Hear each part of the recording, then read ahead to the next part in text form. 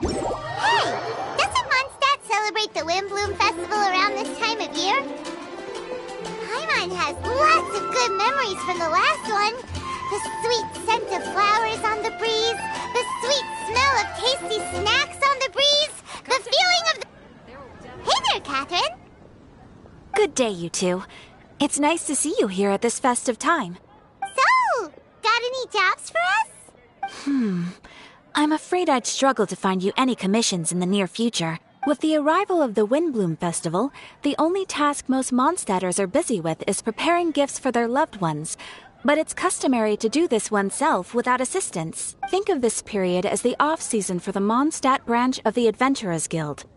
Spring is here, love is in the air, and everyone wants to relax and enjoy themselves. Even the cats at the tavern next door have been getting lovey-dovey with one another recently. Ew. Gross. You know that feeling you get when you burst out the doors after a nice nap, hoping to make it to the store before the limited edition drinks sell out, only to get there just in time to see the last 2 glasses snatched away right from under your nose by a couple of pesky lovebirds? That's what this feels like. Perhaps you two could simply take this chance to... Traveler! Paimon! Thank goodness I found you. There's something I need your help with. Woo! Sucrose?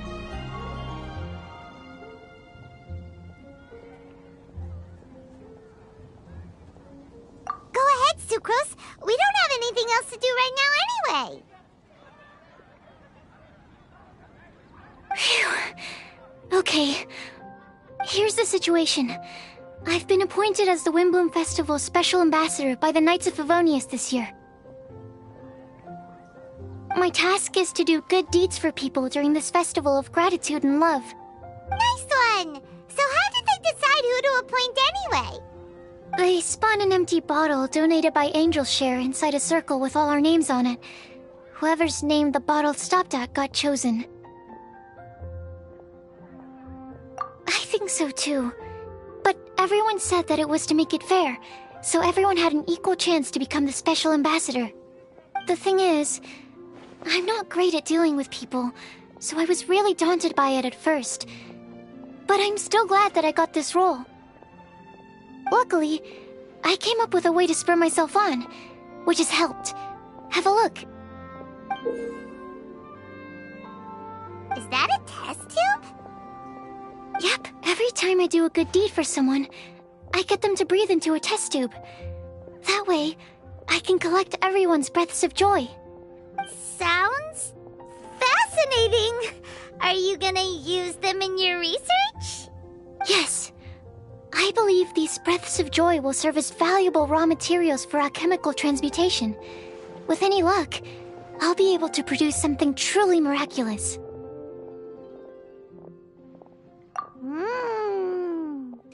Darn, now Paimon's hungry. Wait, you're doing this on purpose, aren't you? Actually, I meant something even more exciting than that.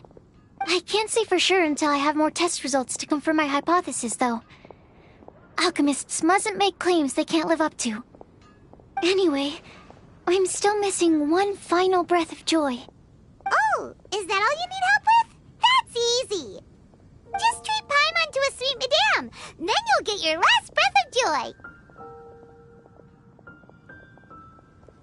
Hey, come on! Paimon's doing her best to help, okay? So, does it need to be more like official or ceremonious or something? No, joy isn't measured in those terms at all. Let me put it this way. Have you ever planted a fruit seed and cared for it while it grows? In the same way that those tender, sweet fruits are the product of your time and effort, the amount of joy derived from an experience is positively correlated to the degree of hardship overcome during it. For example, in my case, I would say that to experience, I'd have to do something like spend 6 months developing a medicine formula to a point where it was finally consistently effective.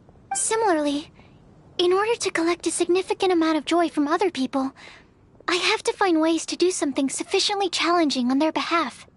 Oh, Paimon gets it now. Long story short, you want us to help you find people for you to help. Oh, that's pretty tough given that it's the Windbloom Festival and all. Oh, I figured since you're such experienced travelers, you might have some ideas. But if even you don't know how to approach this... Really? You have a plan? Well, if he's in, then Paimon will help too. With the talking, anyway. But, if things don't work out, can Paimon still get that sweet madame? Oh, come on, Traveler. This is a festival of gratitude and love, after all. How could you refuse? Excuse me, Sucrose? Could I borrow you for a second? Package for you. Oh, sure. Be right back.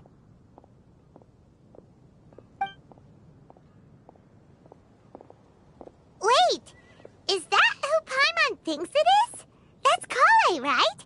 When did she arrive at Mondstadt?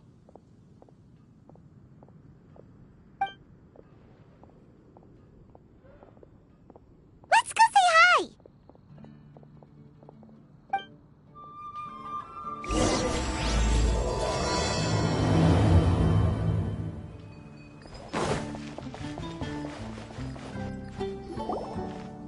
Kale! Hey! Oh, hey you guys. What are the chances? You were staring into space just now. Something the matter? No, don't worry. I'm fine.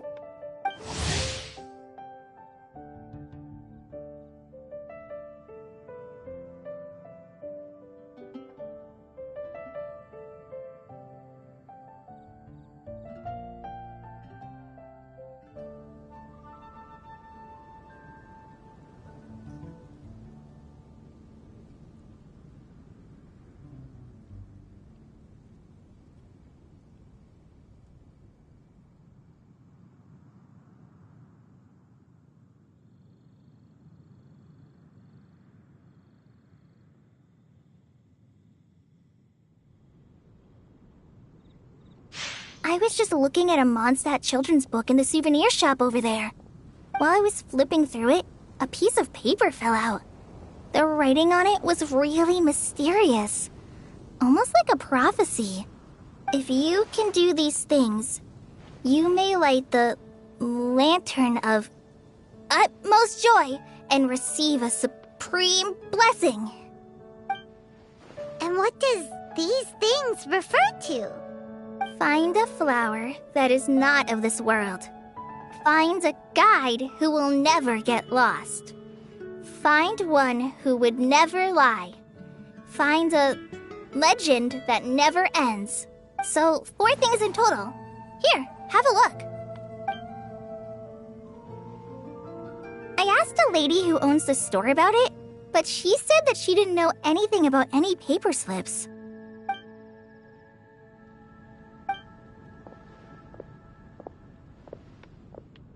Hi there. Sorry to butt in, but what's the name of that storybook you just mentioned? Oh, it was called The Boar Princess. That is strange. I've read that book, and it sounds like that note you found has no relation to the story at all. Do you know her? Let Paimon do the honors. Kale, this is Sucrose, an alchemist with the Knights of Euphonius. And Sucrose, meet Kale. She's a trainee forest ranger from Sumeru's Avidia Forest. Hello. Hi.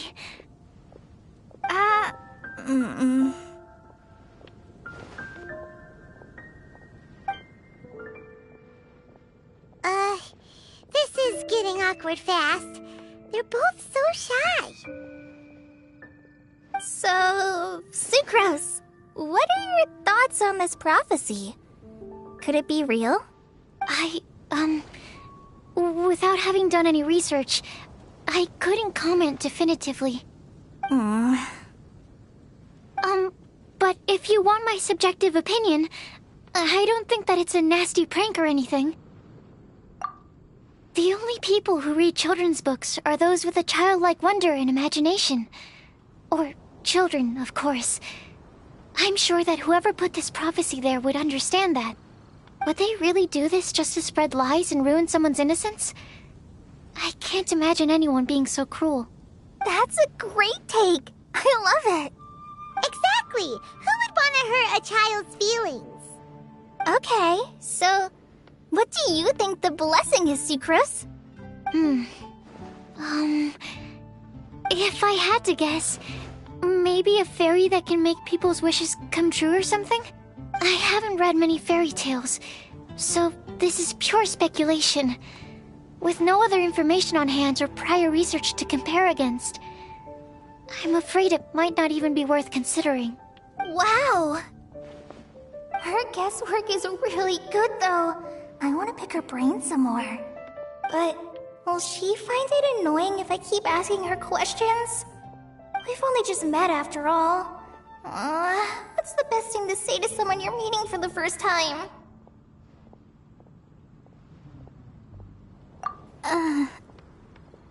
Well, yes. I mean, if possible. Then, what would you wish for, Kale? I'd wish for a better personality. Uh-huh. Huh?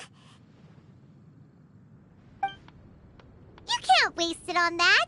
You've got a great personality already! That's very kind of you.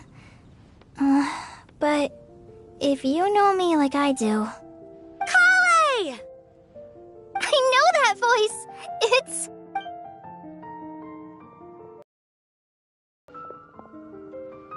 Kale! Whew. You made good time, huh? You're way earlier than I expected. I spotted your green hair way off in the distance. Good thing my eyes are sharp, or I'd have missed you. Amber! Have you been doing well? Did you finish all the pita pockets I brought you last time? You bet. They're getting yummier each time you make them. Huh? Wait, remind Paimon, have you been to Mondstadt before? Mm-hmm. A long time ago, I had a lot of help from a lot of people here in Mondstadt.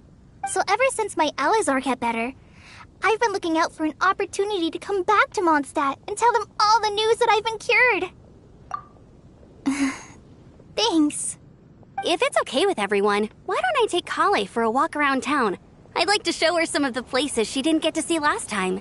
Of course. Fine by me. Sure, go right ahead! Sorry, Amber. I agreed to meet my traveling companions by the city gate in a few minutes, so I can't go with you just yet. Oh, that's all right. In that case, you guys go rest up, and I'll go see Master Jean to ask for some time off. Oh, okay. Traveler Sucrose, could you look after Kale for now? I'll come get her later and take her out. There's still a whole bunch of people I need to introduce her to. Sure, no problem. Awesome. See you later then.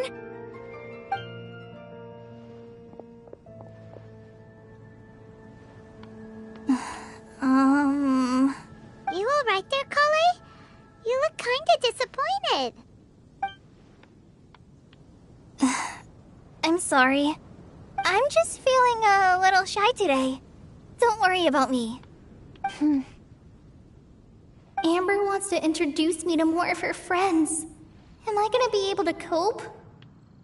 I've only met Sucrose so far, and I'm already struggling to make conversation. I wish I had a little more self-confidence. Then I'd find it much easier to make friends with people. It's nearly time! Let's go to the gate and see if they've arrived.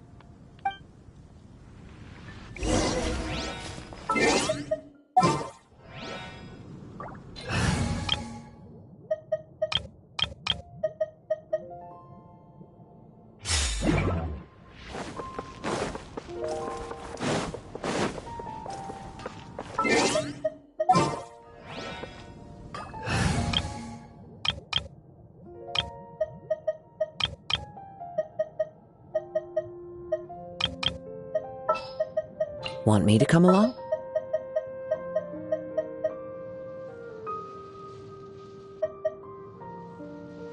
Let's go. Time is against us.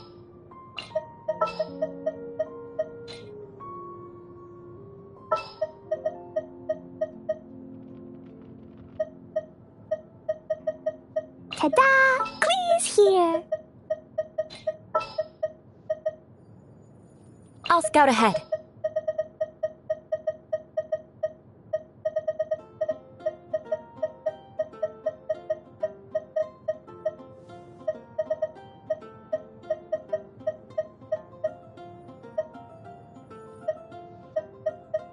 Gonna be epic!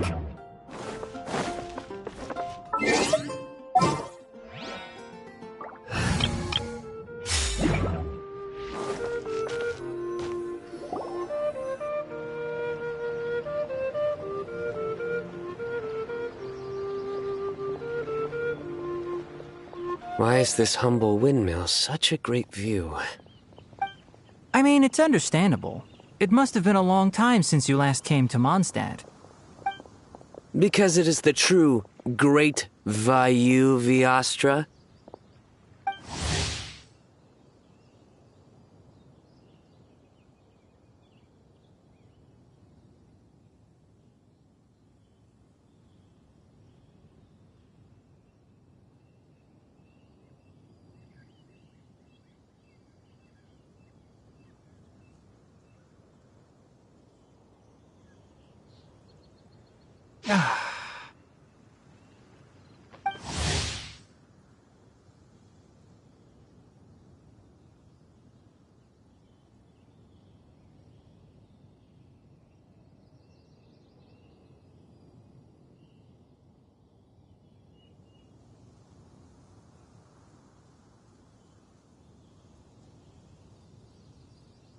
Oh, come on. Don't tell me you don't get it. View, Vayu, and also Mahamatra, Vayu Viastra? No? Tainari! Sino! Over here! Whew, am I glad to see you.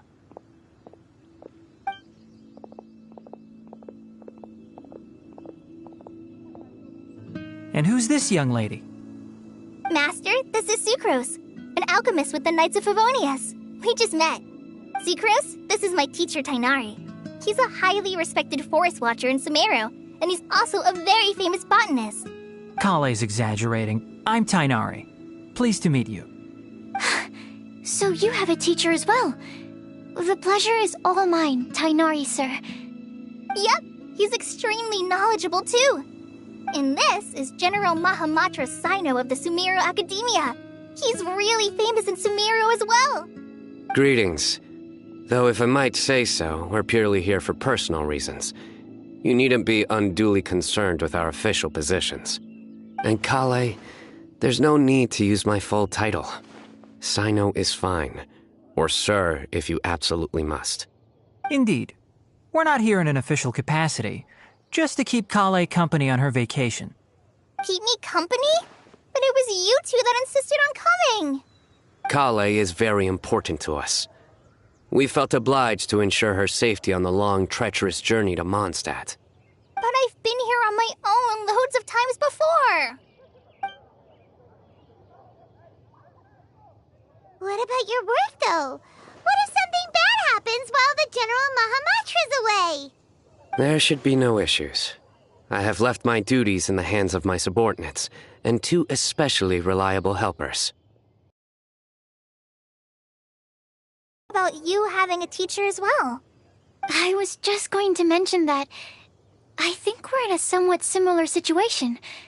I'm an assistant to Mr. Albedo, Mondstadt's genius alchemist.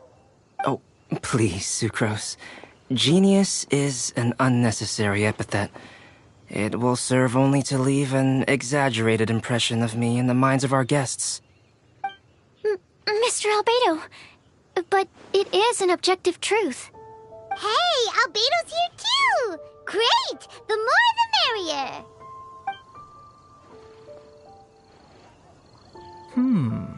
So tell me, Sucrose, since your specialty is bioalchemy, What do you know about the antitoxic properties of the calla lily? Wait! Can we hold off on the nerdy topic for now? Paimon doesn't want to be left out. Oh, as it happens, I've studied the calla lily in quite some detail before, with it being a species native to Mondstadt. I wrote a whole report on my findings. If you're interested, Mr. Tainari, sir, I can go get it for you. We're supposed to be here on vacation, and you're already thinking about how to improve your herbal medicines? Also, I thought we'd agreed to take on new identities for this trip. What new identities? Mine was Adventurer Sino, skilled desert explorer. Tainari's was technological consultant to the treasure hoarders, and Kale's was traveling musician. Very much so. I do wish some of the less cautious adventurers in the Avidya forest would consider coming to Mondstadt instead. What Philanimo mushrooms lack in texture, they make up for in not causing vomiting or diarrhea. Are you contemplating using some compounds from the calla lily as active ingredients in a targeted antidote? Yes, I gathered a few on the way here, and my initial research suggests to me that it could be worth a try. Okay, I got it. But as much as I don't wish to be a wet blanket, it takes a huge amount of experimental data to conclusively prove how different drugs interact. Estimating the total development time would be very difficult. Add in the time for procurement and delivery of essential materials, and I'm not sure if we could complete development before you need to return.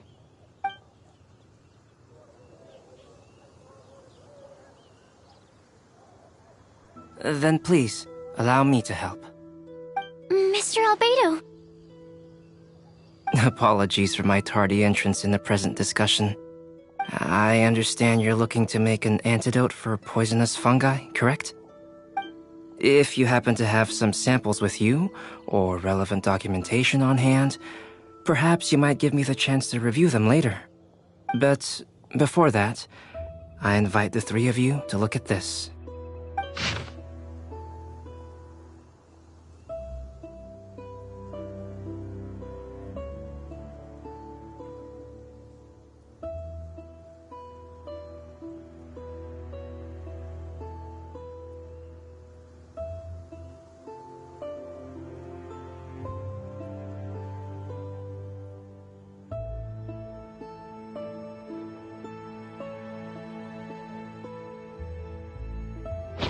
Lodging arrangements? Were you quietly writing this up the whole time? Paimon didn't even notice! Hardly. Rather, I should apologize for interrupting a serious discussion between trained professionals, especially after they've traveled so far to be here, when I myself am neither an adventurer, nor a technological consultant, nor a musician. Nevertheless, I would encourage you to have a knowledgeable local arrange your detailed itinerary while you're in Mondstadt. Take a look, and should you find anything here to be objectionable, it can easily be adjusted. This is too kind of you. These arrangements are quite excellent. It looks great! Even Paimon feels like tagging along for the food and board. That's why it's called tagging along! Very comprehensive. The adventurer, technological consultant, and musician all approve. Thank you. Just one thing. We'd like the chance to cook as well. Why don't we change the group dinner to a camping and cooking trip? I'll help pitch the tents. I can help too. And Paimon will take him to Good Hunter to order some starters. Mondstadt's cold-cut platter is not to be missed. Great, then it's decided. Sucrose and I will bring the three of you to your inn for a quick rest. You two, let's meet by the lake this evening.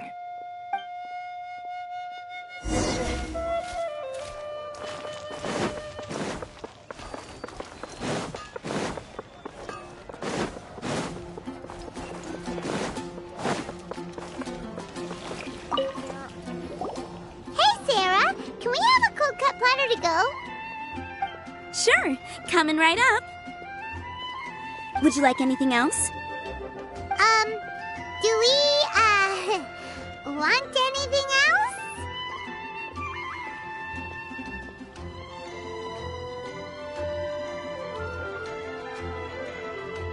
Yay! So you do remember after all! You're just the best! Paimon will give you the sweet flower from that sweet madame as a wind bloom.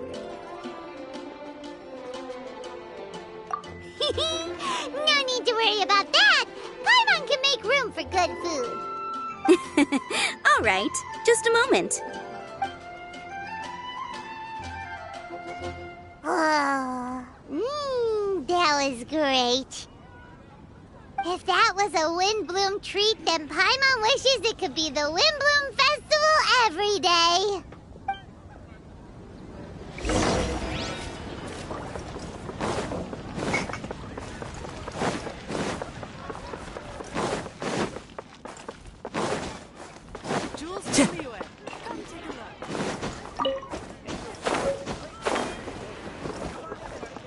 The wind knows me.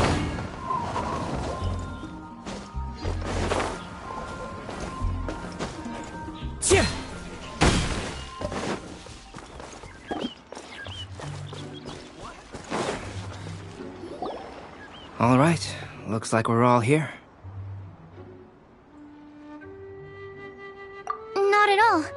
We just came early to set everything up, since we happen to be free today. Kale put up the tent so quickly, but still managed to tie very sturdy knots.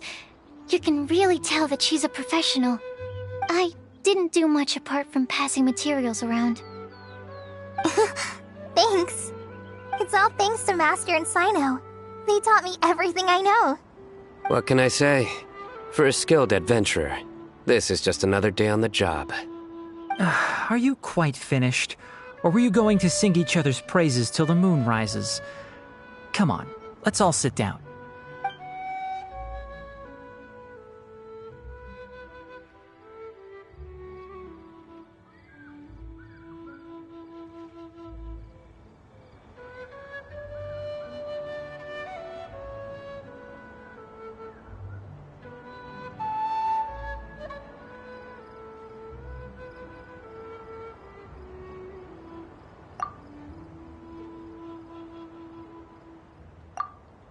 That sunshine sprat was really very good. I didn't watch you cook it, but I believe that the prominent umami flavor of the dish owes itself to more than the fish alone. That's correct. Any further deductions? Let me think. The aroma was quite uniform. Unlike that of a spice blend, it was also unfamiliar to me. So I would venture that it was a Mondstadt specialty. As far as edible Mondstadt plant species are concerned, calla lilies are usually used in soups. So if I had to guess... small lampgrass?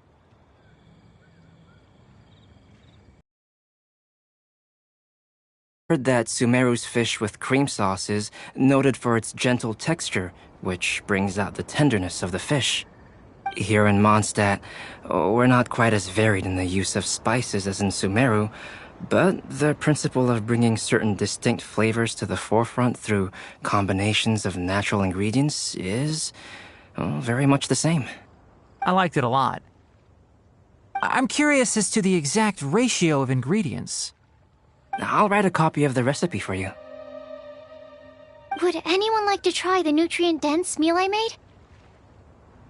I'll have some. What about you, Kale? It doesn't look like you've eaten very much. Is your appetite low at the moment? No. I just don't eat a lot normally.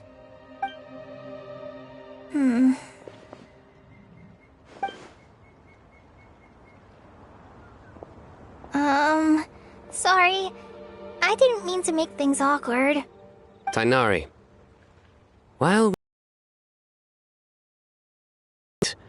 walking on two legs, was that Paimon? Which day was this? Just after passing through Stonegate.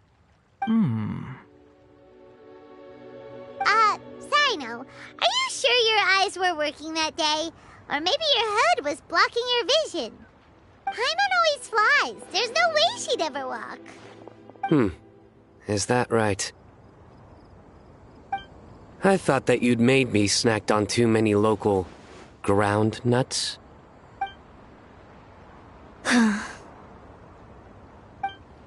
No? Not funny? Ground, you know. As in ground up, but also the ground. Ground nuts make you fall to the ground.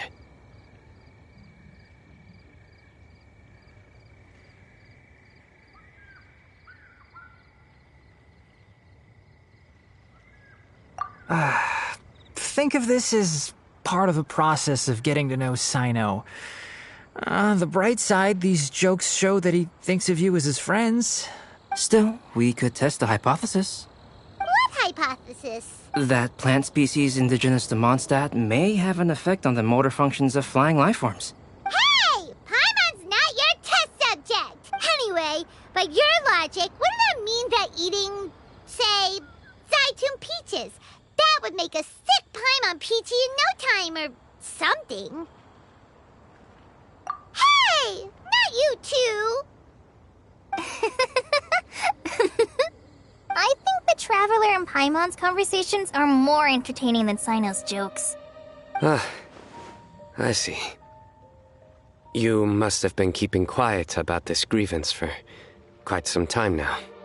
You seem much cheerier now that you're here at Mondstadt, Sino. Actually, it feels like you're a completely different person. That's because I'm Sino the Adventurer. It's not? In fairness, you only saw him in his work mode while you were in Sumeru. He's actually like this most of the time when he's in a good mood. Yep, it's true. Sometimes when he's eating, he'll grumble about how the bowl is too shallow for the amount of food it contains and other random stuff like that. I understand. Then allow me to reintroduce myself. Before, you knew me as General Mahamatra Sino. Now, please see me as Sino the Adventurer. Yeah, so that's another thing he does. He'll keep repeating something he thinks is funny until you stop trying to resist. So you have two different mental states? Almost like different phases of matter. Interesting. I want to learn to do that too. I think in your case, the two states we would end up with would be highly conscientious sucrose and stupefied sucrose. Oh, by the way, was there any reason in particular that you chose Mondstadt as your destination on this occasion? Oh, well, Lisa once told me that the Windbloom Festival is one of Mondstadt's biggest events of the year. I wanted to take this opportunity to give everyone a Windbloom as a token of my heartfelt gratitude for everything they've done to look after me. Plus, it was a good chance for Kale to get out and meet some new people. Kale Lily. What? Kale's Windbloom. Maybe she should call it a Kale Lily. It sounds very Mondstadt. There's also cauliflower, which would technically make more sense, but somehow it doesn't sound as nice.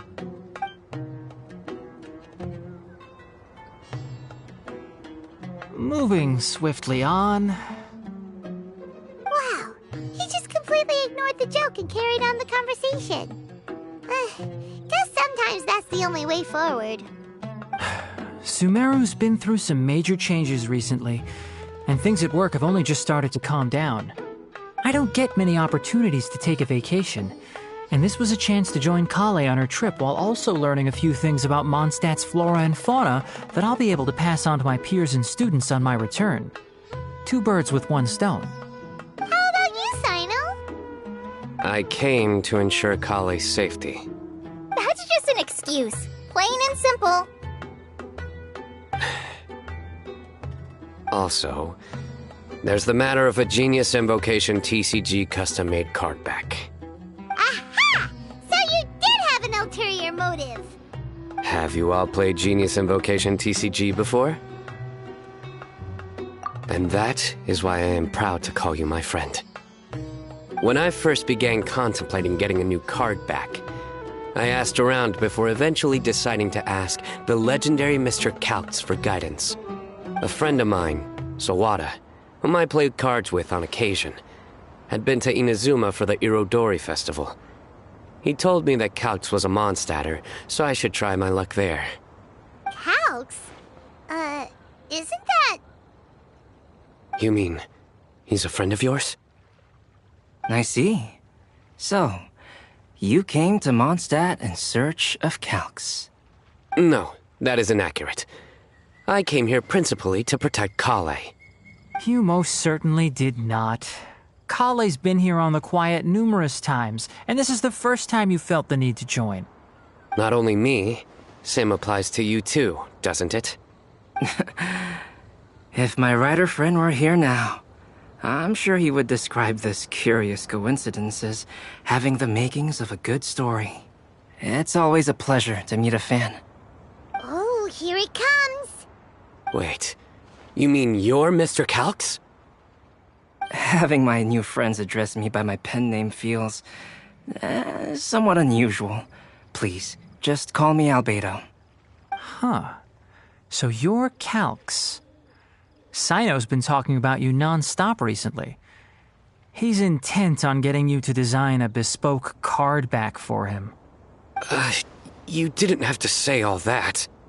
I don't usually take private commissions, but I believe that we are friends now, all of us. Our conversations have been deep and interesting, and Sino, your passion for this game is indeed one of a kind. I can see it in your eyes. Obviously. And given that you've come all this way from Sumeru to see me, I'd be quite honored to take this commission. Wow, your teacher's so nice. I feel the same about yours.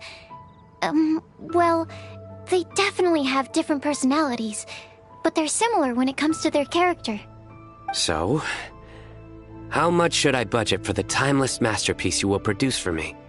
Surely, timeless masterpiece is something of an overstatement.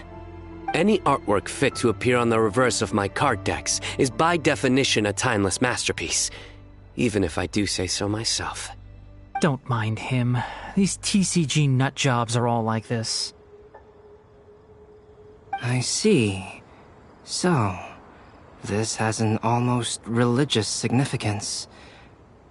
Well, for starters, I'd like to hear a few more of your jokes. My jokes? You like them? I do. Really? I didn't see you laughing. Yeah, well, the joke's ability to induce laughter is a separate matter, but I certainly find them fun. If I might interrupt, does anyone else smell something strange? My nutritional meal! I'd be grateful if you could check on Sucrose. As for our new friends here, leave them to me. So, a good joke is not necessarily required to make people laugh at them. Well, Albedo and Sucrose were delightful, but this was still an exhausting meal. The cooking pot. Is everything okay?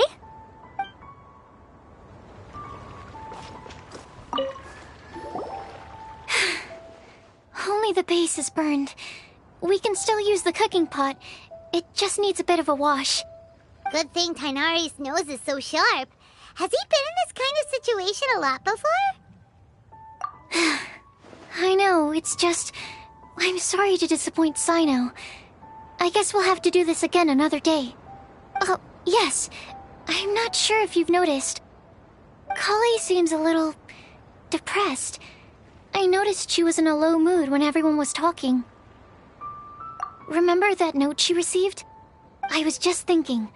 I want to try solving this riddle and giving Kale the chance to accept the blessing. Oh, yeah! She's the one who needs your help. Exactly. Maybe she'll be willing to breathe into my test tube. But anyway, that can wait. As much as I'd like to make progress in my research, I'd prefer to see her smile. All right, we'll help out too. You will? Then tell me, honestly, do you think that this prophecy is for real too? Huh? Right! Alright, let's meet at the alchemy crafting bench in the city. I've got some thinking to do in the meantime.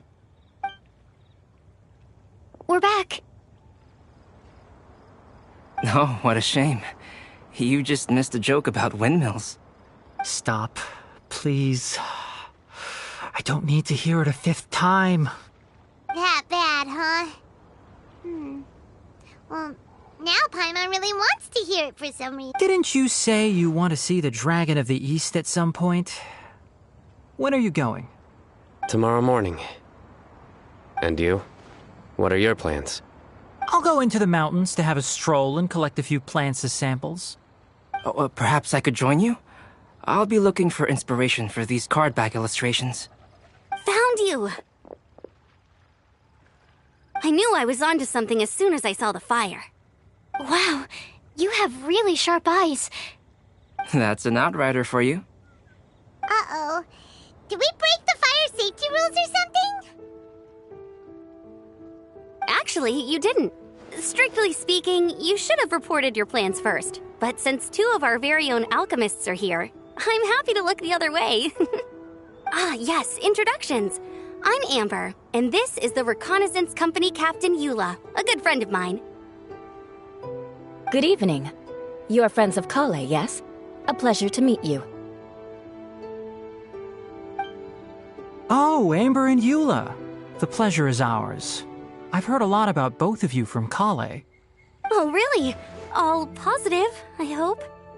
You asked that last time, too! Of course it was positive! I'd say. We hear the latest news about you every time you write to Kale. Glad to know we've made a good impression so far.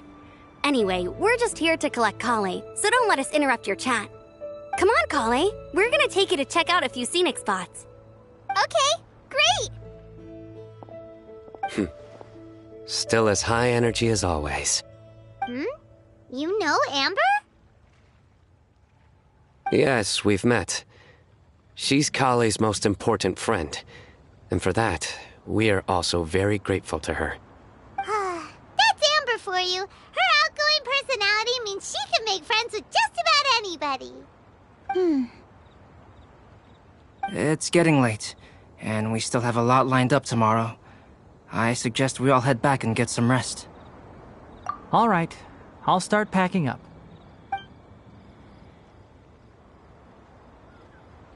You're gonna get the tone-deaf bard to check out that note, aren't you? Guess Paimon knows you pretty well, huh? Knowing him, he should be hitting the taverns around this time. We can go corner him and make him answer our questions. Let's move!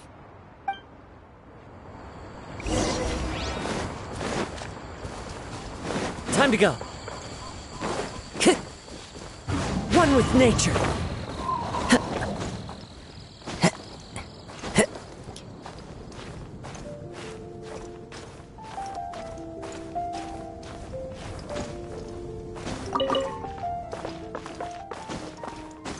Follow the wind.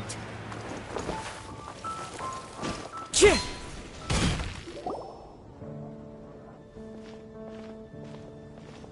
Oh, it's been a while. Paimon called it, tone-deaf bard drinking as usual. Put your drink down and get your game face on. We've got some important questions for you, mister. Okay. So, what do you make of it? Aren't you forgetting something? It's the Windbloom Festival right now. You can't just go around asking people for help so blatantly. Well, if you won't tell us the answer, could you at least tell us if this thing's worth a shot? Sounds to me like you want a hint or two.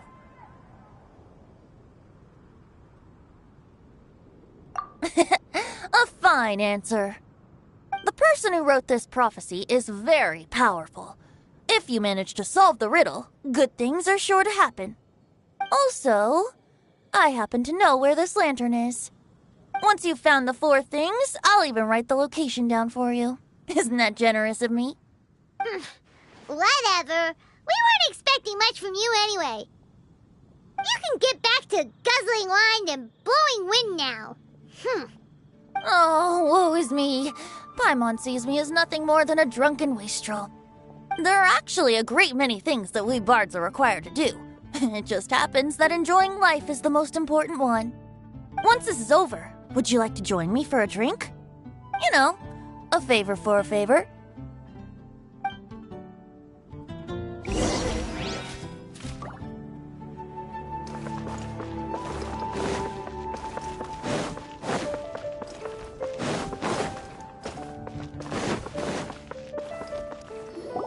A flower that is not of this world.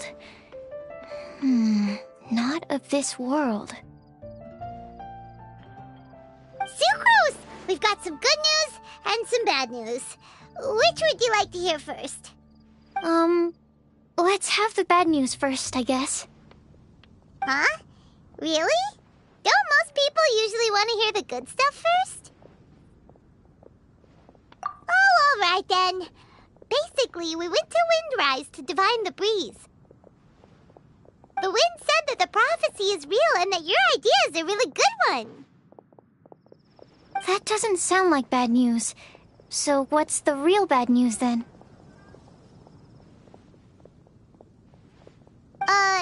Paimon ate the bad news!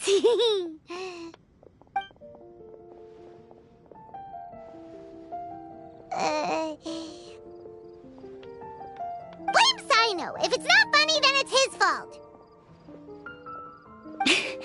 It's fine. Well, that puts my mind at rest.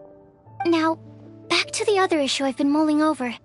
I was thinking about the flower that is not of this world. It could mean a human-cultivated variety that doesn't occur in nature.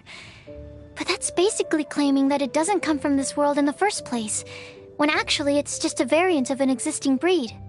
So, the initial question is, can the flower's origins be traced back to a natural organism?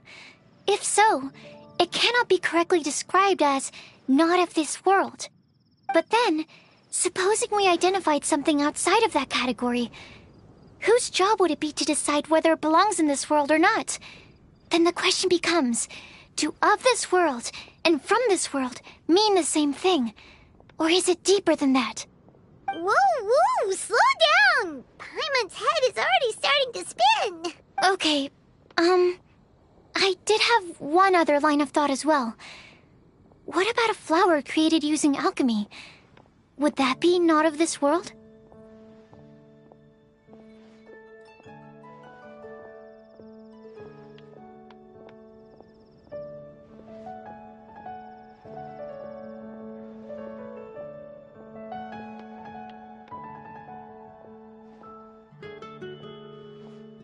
Albedo may know the answer, but asking him right away would be like asking the teacher for the answers to your exam paper. It would render our search for the truth meaningless. I'd rather try and figure this out for myself. Could it be the wind bloom? Oh, now that you mention it, that's definitely a possibility. The wind bloom doesn't refer to a specific flower. Everyone defines what it means for themselves. In which case, the wind bloom doesn't exist in reality. This does seem like a promising direction. I've made a note. Okay, I better go read up on this. Yay! Paimon was actually useful this time! Guess we have that sweet madame to thank, huh?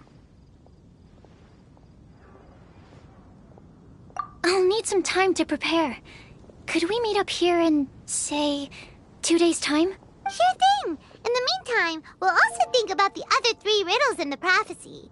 But, since we're really going for this now, shouldn't we say something to Kale about it? I originally wanted to leave it as a surprise for her, and I also didn't want to get her hopes up over nothing. But you're right, Paimon. I'll need to be careful how I word it. But I'll try to find some time over the next couple days to mention it to her. All right. Thanks so much.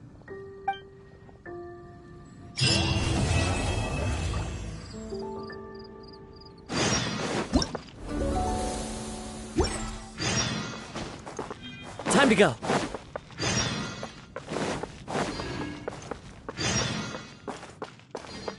The wind knows it.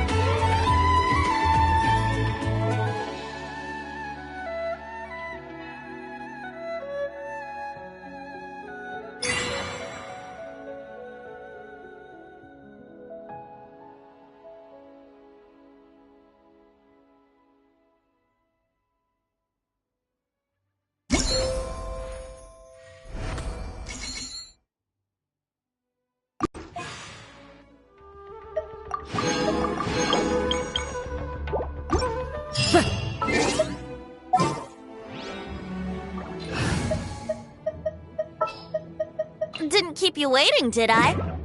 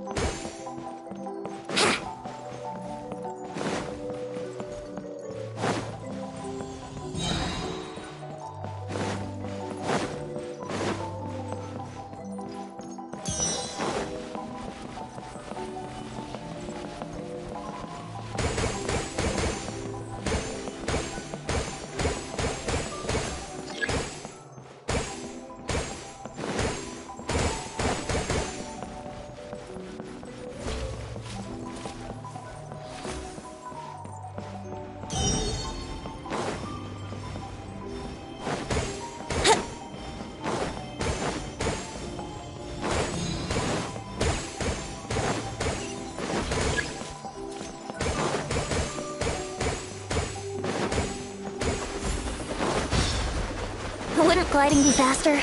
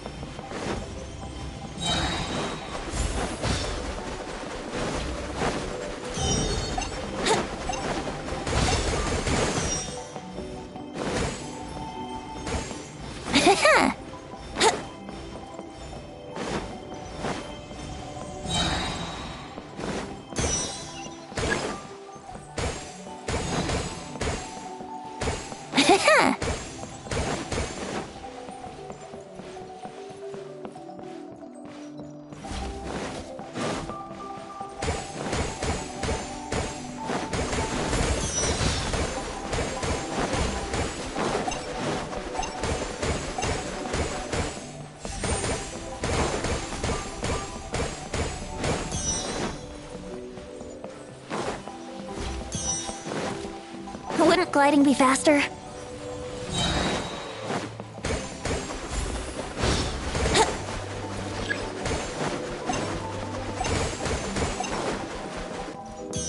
Wouldn't gliding be faster?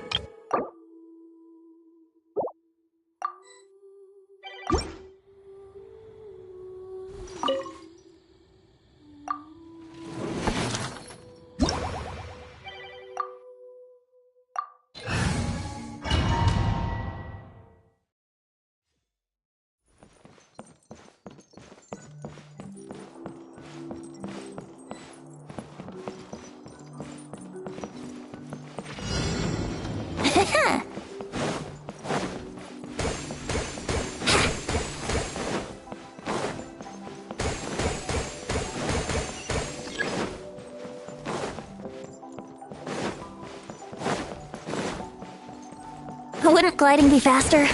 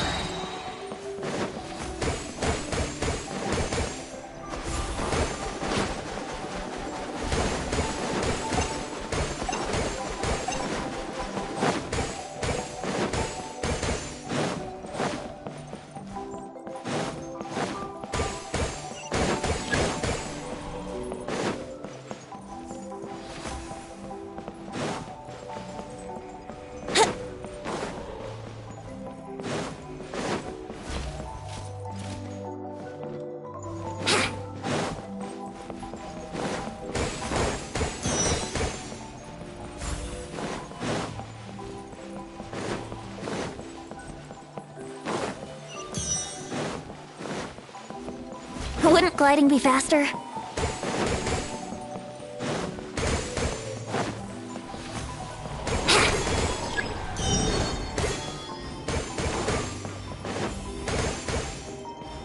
Wouldn't gliding be faster?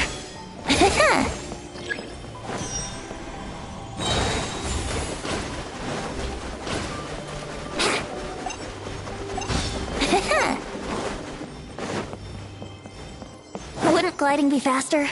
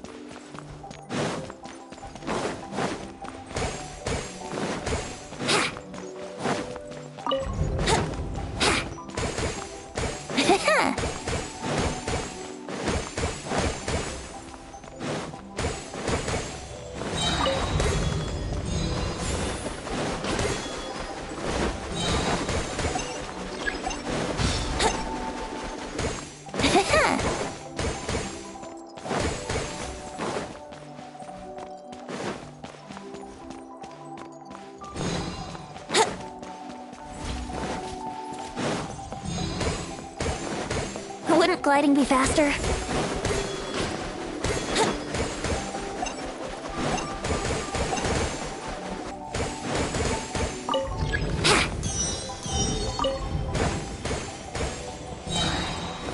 Wouldn't gliding be faster?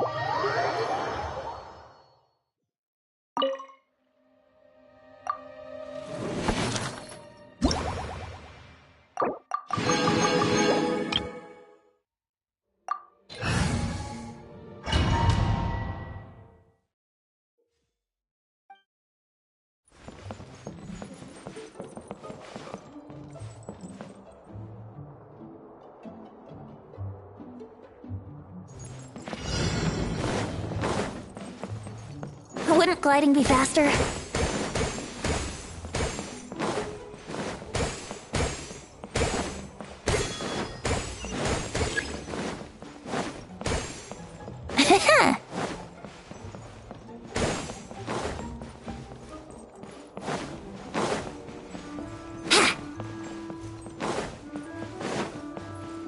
gliding be faster?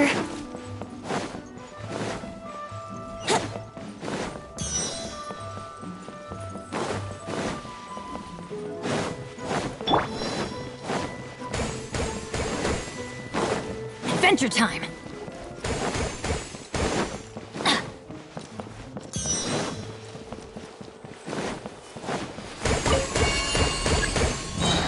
Off we go!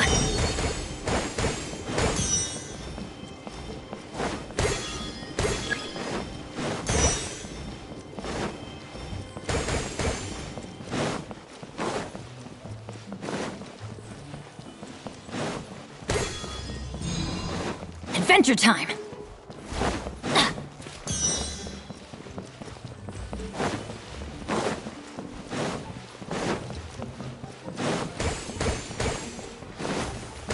Adventure time!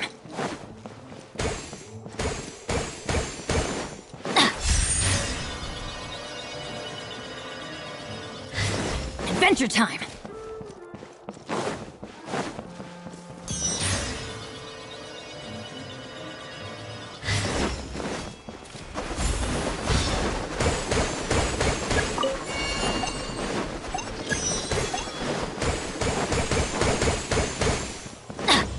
We go!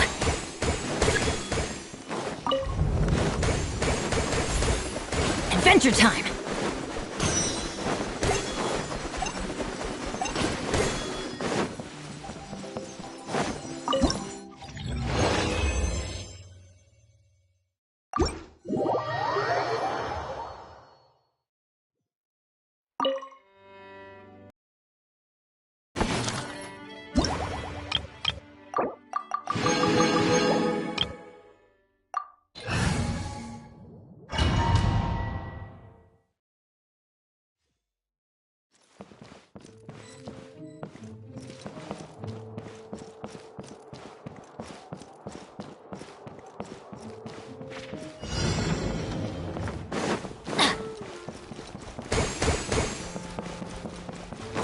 Adventure time!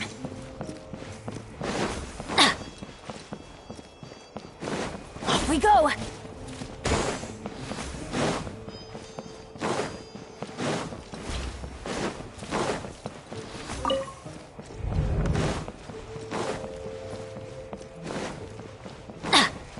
Adventure time!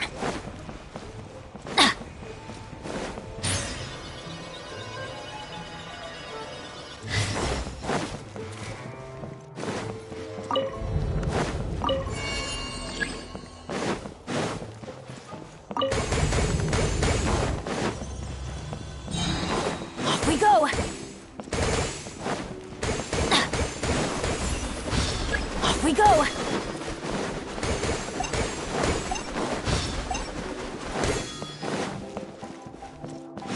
Adventure time!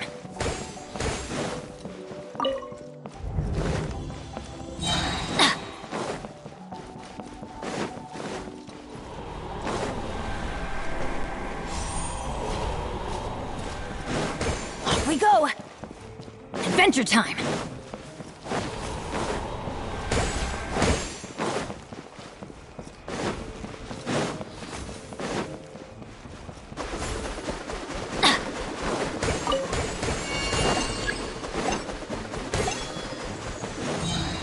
Adventure time!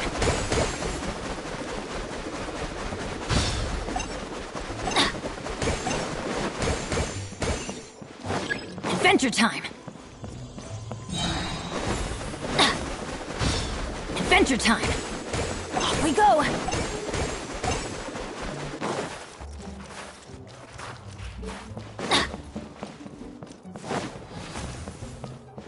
Adventure time! Today's the day! Let's go meet up with Sucrose!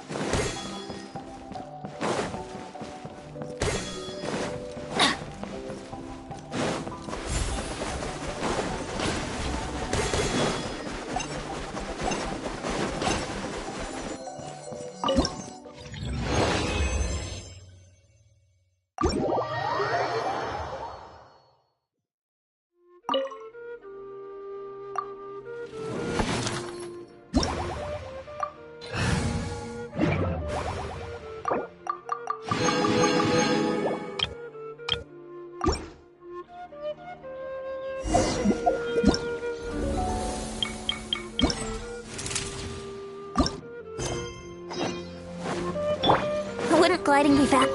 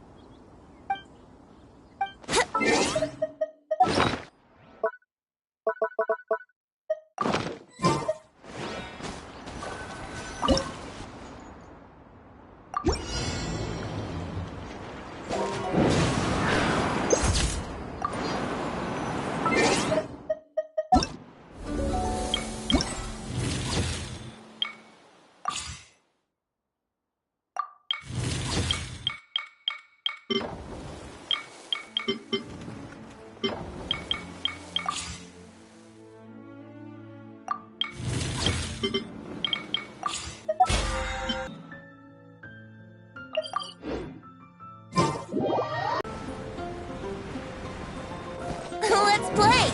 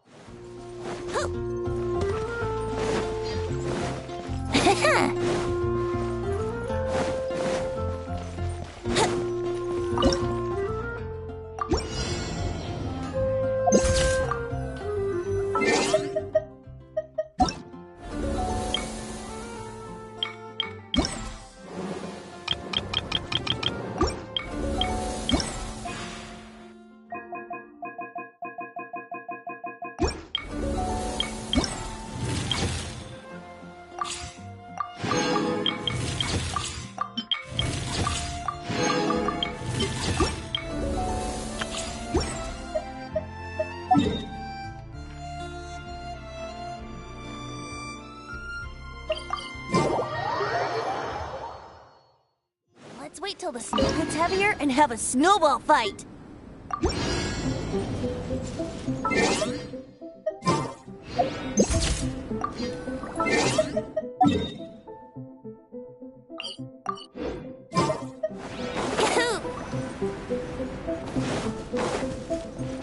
Wouldn't gliding be faster?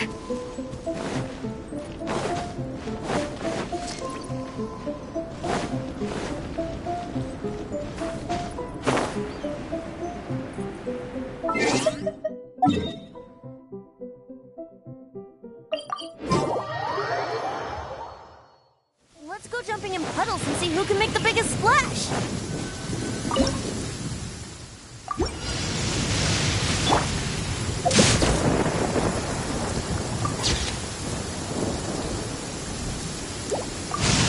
Don't stand too close to me, or you might get hit by lightning too.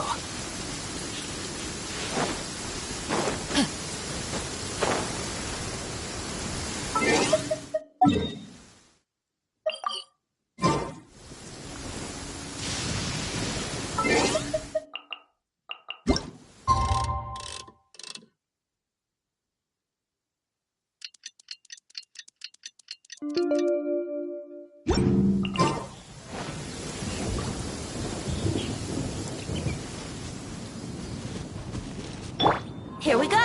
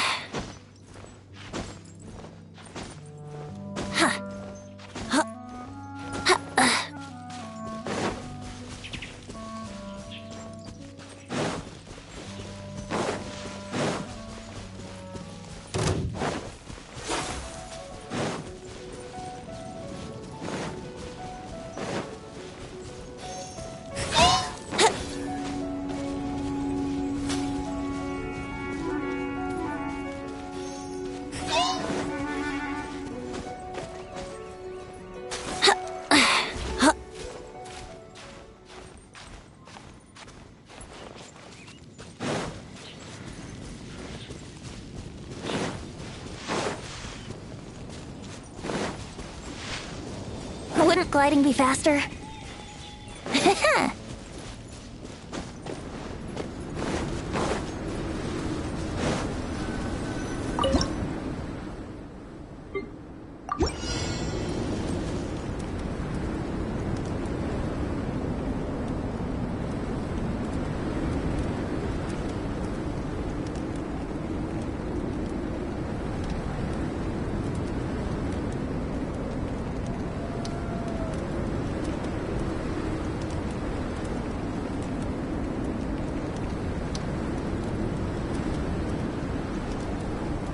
Right now, I wish I was sitting at the top of a tree, looking out over a meadow, cider in hand.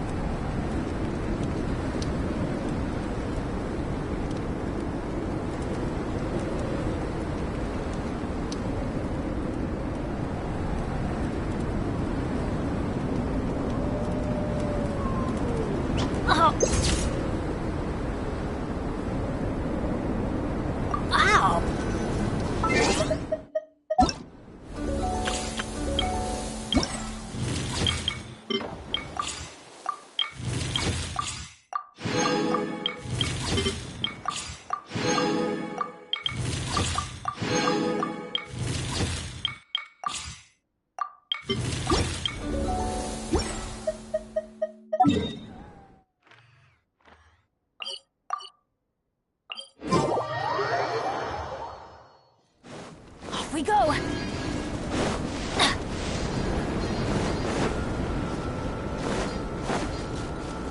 Adventure time!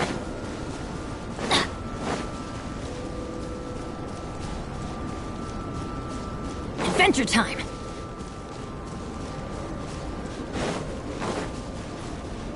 Off we go! Let's play!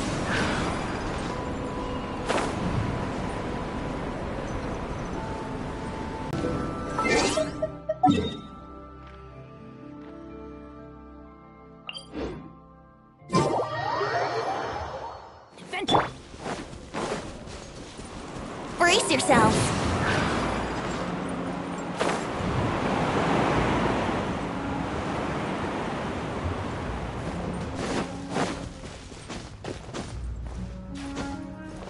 Huh? Yahoo!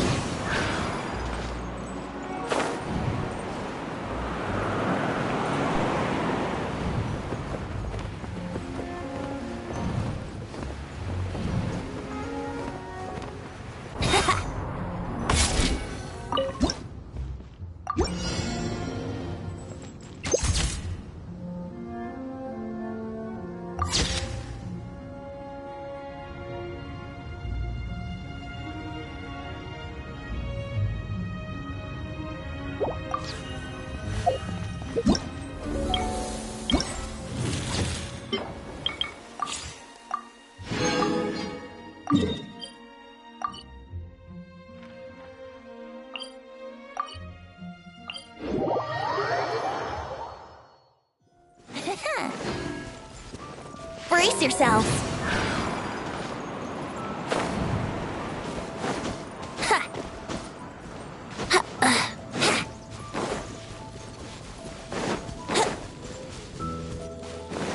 Wouldn't gliding be faster?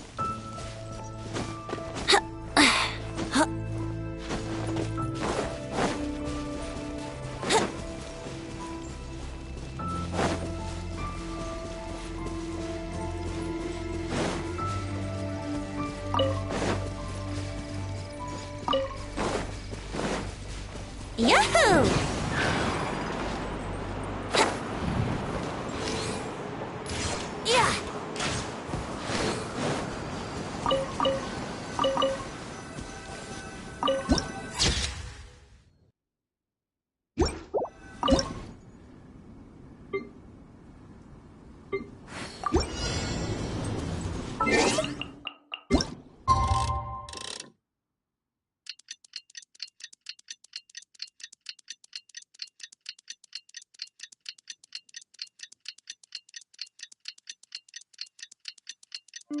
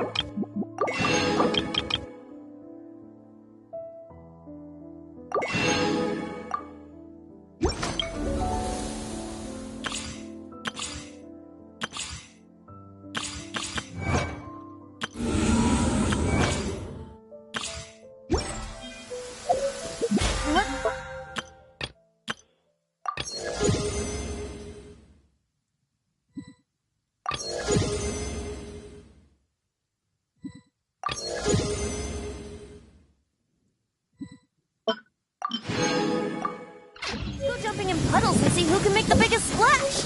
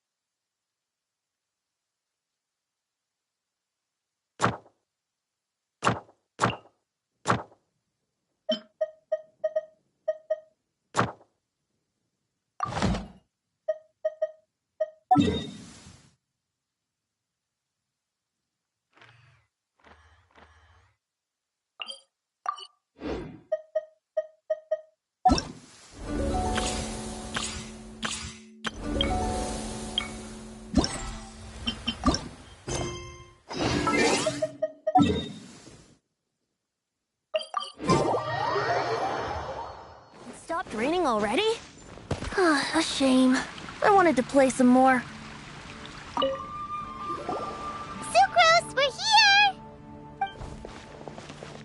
Oh, Traveler, Paimon. I only just arrived myself, so I'm still getting ready. And Kale just passed by a moment ago. She said she had some things to sort out at the inn where she's staying, but she'll meet up with us when she's done. Apparently, Tainari and Sino both went out, but she stayed behind because she wanted to help us. Not too bad.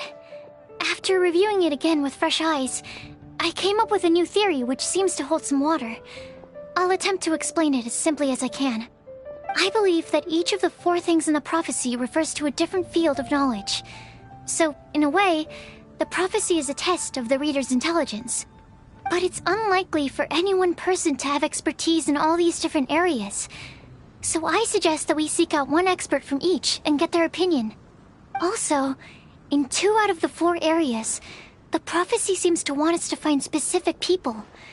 It may even turn out that the people themselves are the answers. So it sounds like we should put our heads together and list out the people who can help us. Exactly. I think we can go through each riddle in turn and generate 4 groups of names to match the 4 questions. Alright, then let's start from group 1. The first riddle was, a flower that is not of this world.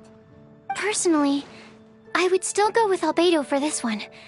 Alchemy is the most likely to have to do with otherworldly things, and he is by far the leading expert in this regard. Exactly! You're the creator of the tetratanic sweet flower. Who knows? Maybe that's the flower we're looking for. Huh? You really think so?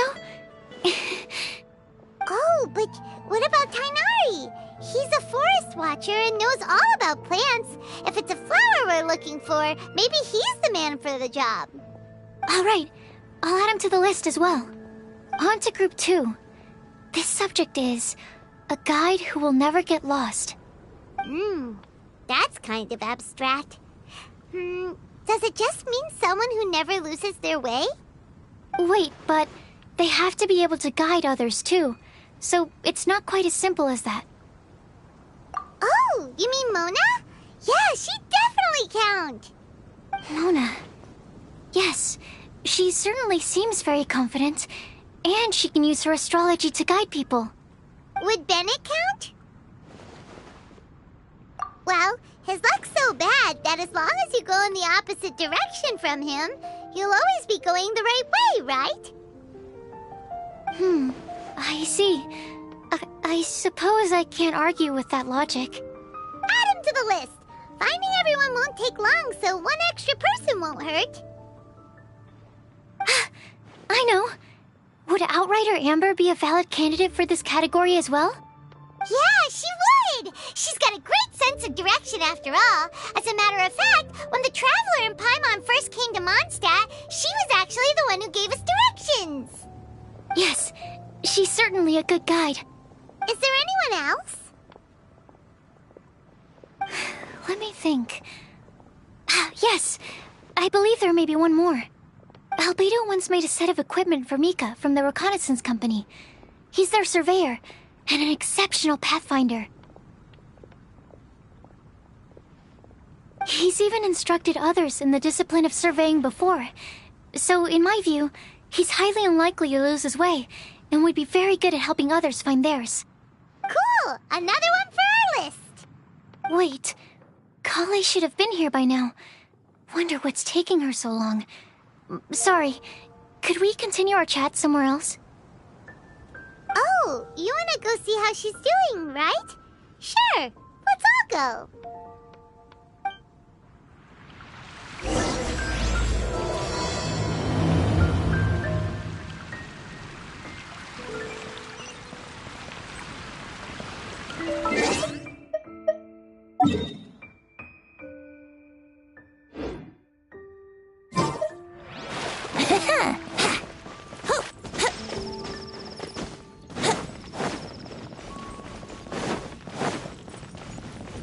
Wouldn't gliding be faster?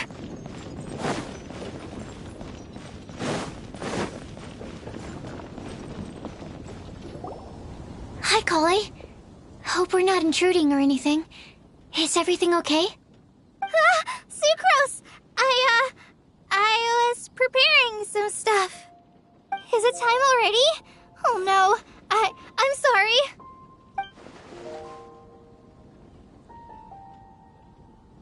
Don't worry. The Traveler and I only just met up. We were just worried that you might get lost along the way, so we thought that we'd come get you. Thank you. I'm ready to join you now. How's that thing going? So let's pick up where we left off. Next up is the third line. One who would never lie. Anyone spring to mind?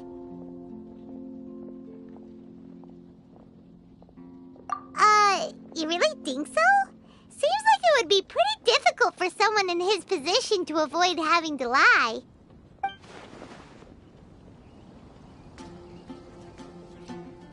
Then what about Kaya? He's the cavalry captain and a rather popular figure, but... You think there's something fishy about him too, huh? Yeah, he's definitely a sneaky one. Bet he lies all the time. I can't help but agree with you there. There's the tone-deaf bard. But on second thought, he wouldn't qualify either. He talks way too much nonsense. Is there anyone else we're missing? Acting Grandmaster Jean? She has a good name in that regard, but from what I know, she sometimes covers up the truth out of concern for those around her.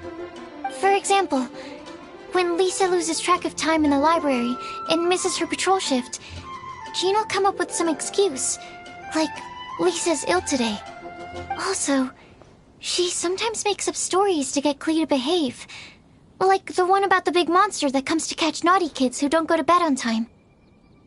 Do you think that rules her out?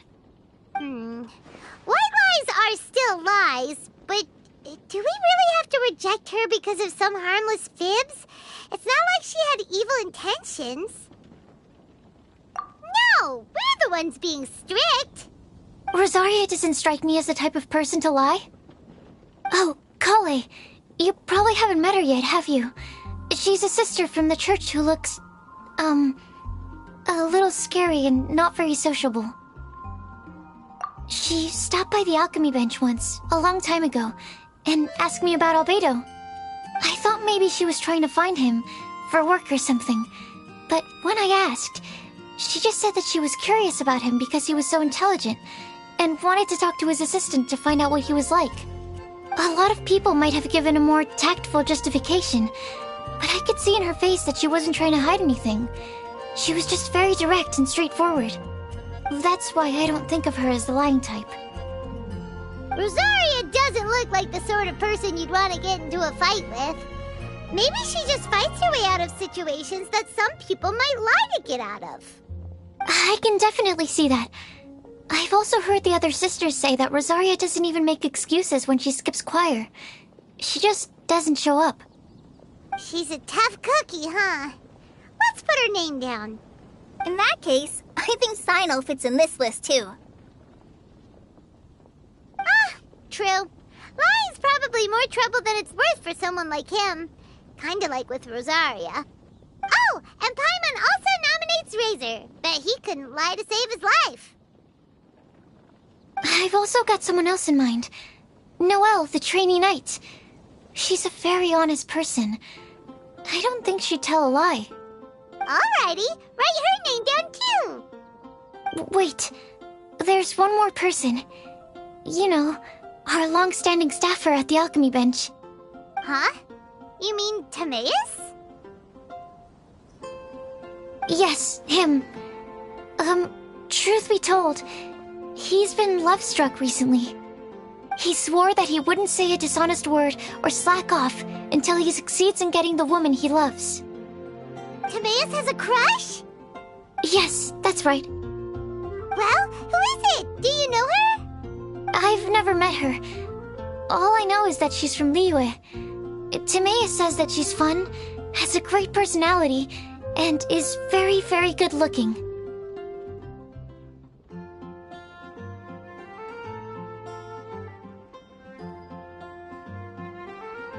Since we're on the topic, helping Timaeus win the lady of his dreams was also one of my goals for this Windbloom Festival. But how can we help with that? I don't know. Make sure he uses nice paper and a fancy envelope when he sends letters to her. Help him pick a nice gift and wrap it properly. That sort of thing. Yeah. I had the same situation once in the Avidia Forest. I helped another forest ranger out by delivering a love letter to the coworker she likes. Yep, that sort of thing exactly. Oh, also, I helped him with some of the groundwork for one of his research projects. He must have appreciated it, because he gave me a refrigeration device that he's been developing as a thank you gift. Is it any good? I mean, it looks nice. Sounds like a no. Alright, guess we'll put Loverboy down on the list then. Okay, so last of all, we have a legend that never ends.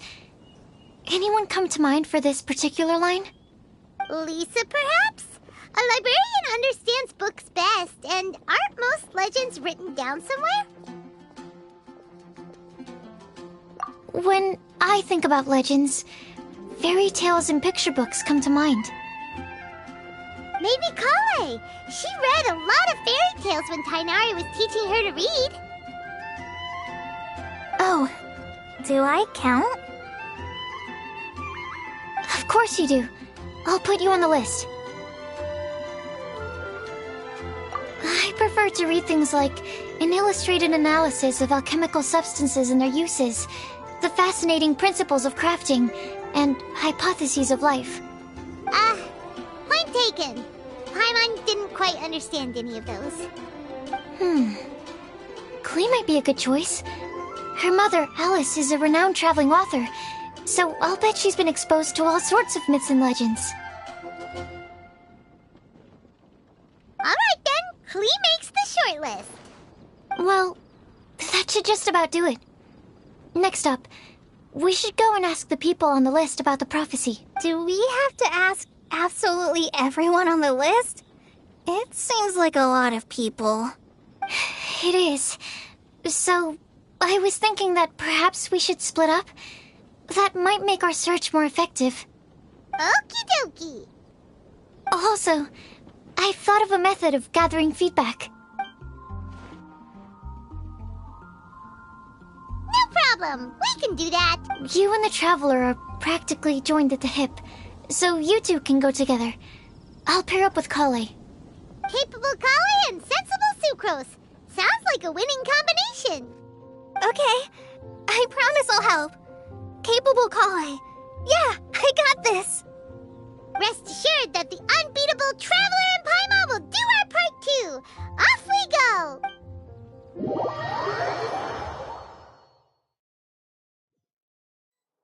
I plan on starting from the person with the most defined stronghold. So let's go to the library. Lee should be there.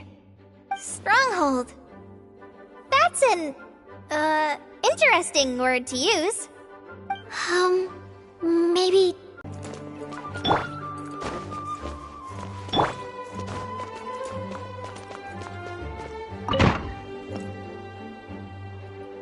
Here we are, Lisa's lair. Oh no, that was a bad word choice. Now Sucrose is using it. It's all my fault. Lisa, might I ask if... Huh?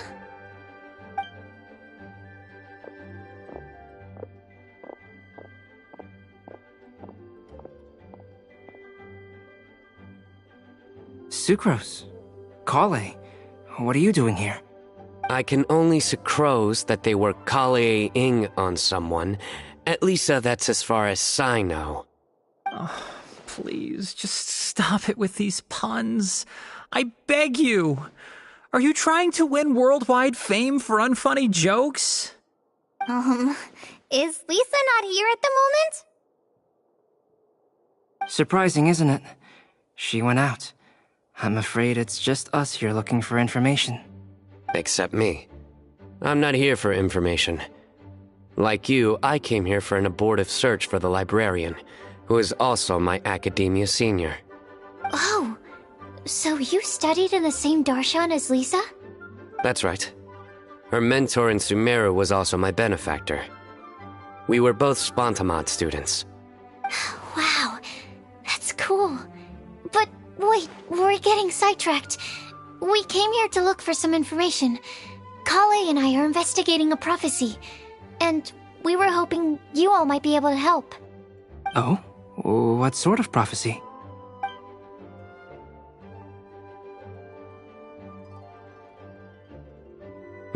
I see. You want to ask them about the flower that is not of this world, and me about the one who would never lie.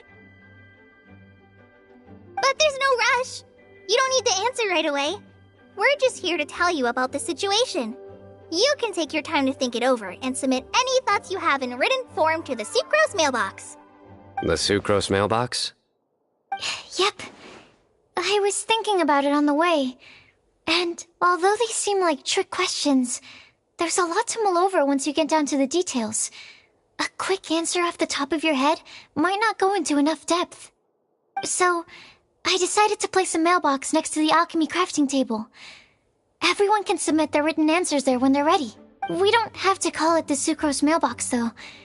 It could just as well be called the Sucrose and Kale mailbox. Or even the Sucrose, Kale, Traveler, and Paimon mailbox. I think in this case, we can just go with your quick answer off the top of your head. Sounds like a good solution. Certainly more reliable than verbal discussion alone. Agreed. Certainly when it comes to discerning whether someone is a liar or not, you cannot simply take them at their word. Understood. Once we've had a look into it, we'll place our replies into your mailbox. Thank you all so much. Okay, let's tick them off the list and carry on working our way down. Already done.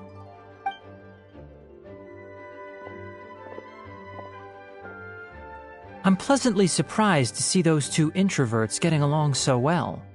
Do you get the feeling that Kale's return to Mondstadt has emboldened her more contrarian side? Yes, I'd noticed that too. Traveling and meeting old friends are both good for the body and soul. And isn't rediscovering one's youth while revisiting old haunts a worthwhile pursuit?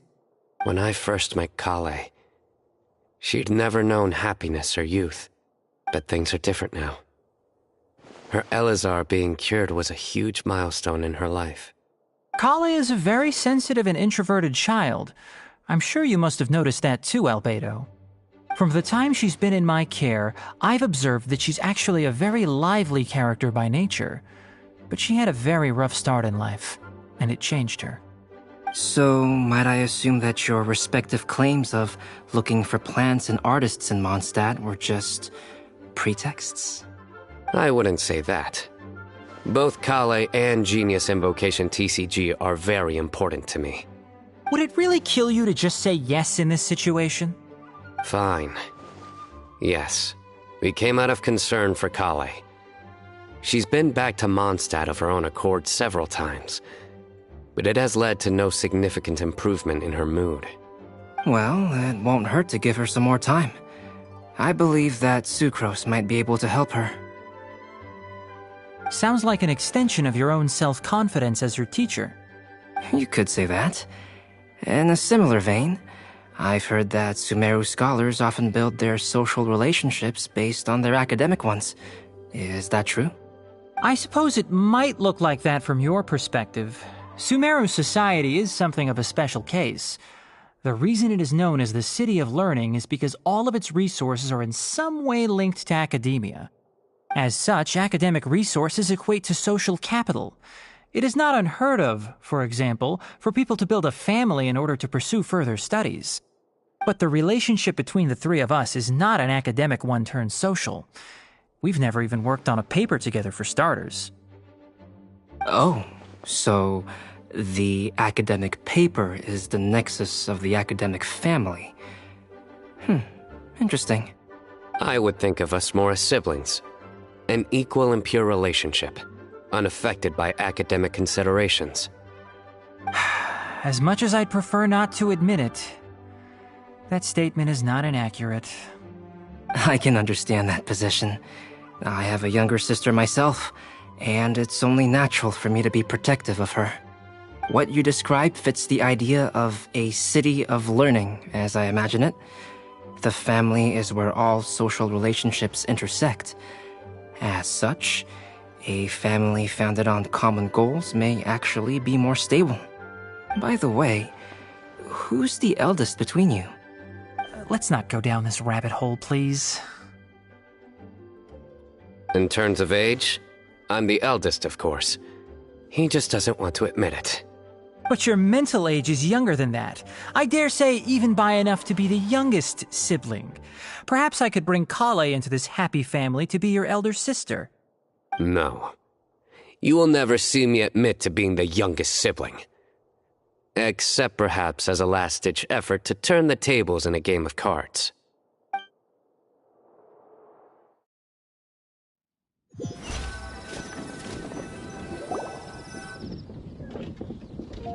Guess we'll leave Kale and Sucrose to it. Fingers crossed all goes well for them.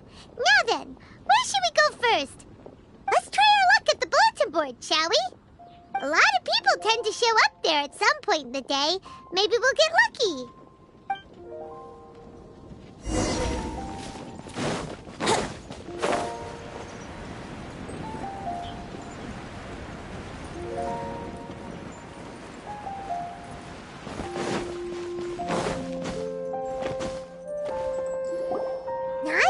Just as we hoped! There's a load of people here. Huh? Even Lisa's here. Hey there, Traveler and Paimon. It's been a while. How have you been? We've been doing pretty well. You look surprised, cuties. Is it because of me? Teacher is not at the usual place. Oh, please.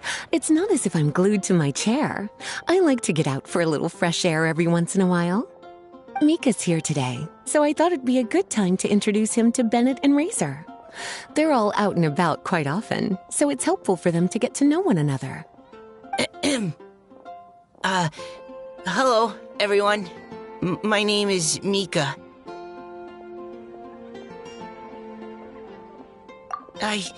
I look forward to working with you.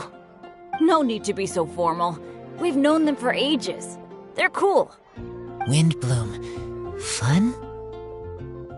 Actually, we haven't gotten to the fun part yet. We've been busy investigating a prophecy. A prophecy? What kind? A good one or a bad one?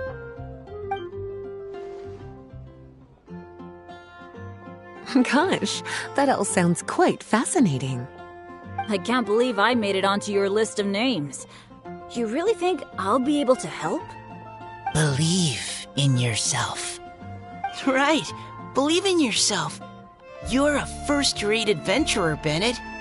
Okay, then in that case, I'll step up and present my thoughts on the matter. Except I forgot I'm not really good at organizing my thoughts. Oops. Oh, there's no need to tell us all of your thoughts right here and now.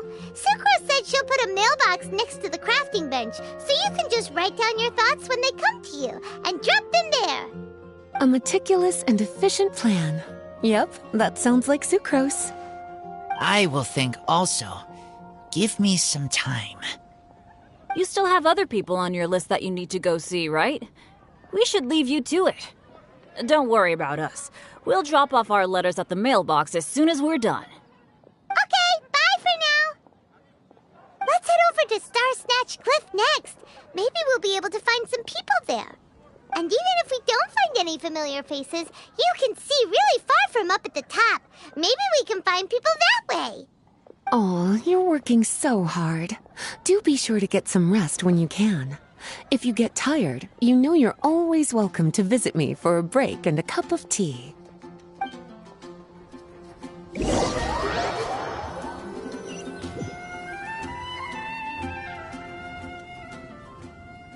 Where to next? Let me check my notes. Huh, this way. Got it. Kale, please follow me.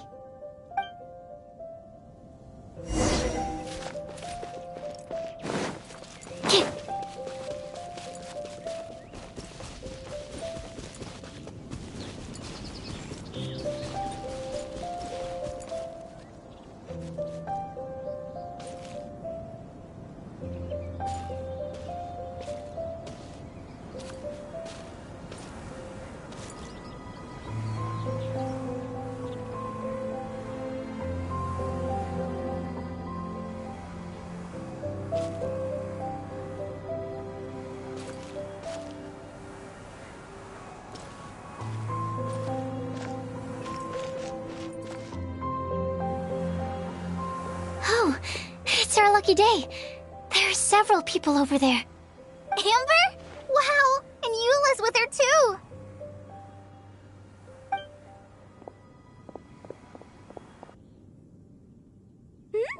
Oh, it's Sucrose! And Klee also spies... the girl with the long scarf. Kale, we were just talking about you. Ah, right, I don't think you've been introduced to Noelle before. Kale, this is Noelle, maid of the Knights of Favonius. Nice to meet you, Kale. I missed you the last few times you were in Mondstadt, so I'm glad to finally meet you in person. Oh, nice to meet you too, Noelle. My name is Kale. But you already knew that. Relax, you two. There's no need to be so courteous. We're not on some kind of diplomatic mission here. Klee, what are you doing here? Are you planning to blast some fish? Nope. Klee's on patrol with the other knights. Huh. Now that you mention it, it looks like everyone here's a Knight of Favonius except for Kale and me. I'd heard that there was a very young knight in the ranks, but it's still a surprise to see with my own eyes. Kale, what do you do? I'm a trainee forest ranger in the Avidia Forest. Trainee? It means I'm not officially a fully qualified forest watcher yet. I'm still learning. Oh, you're just like me. I'm still working towards becoming a fully qualified knight. Technically, though the distinction is hardly relevant right now. This isn't a very formal patrol. We're just chatting.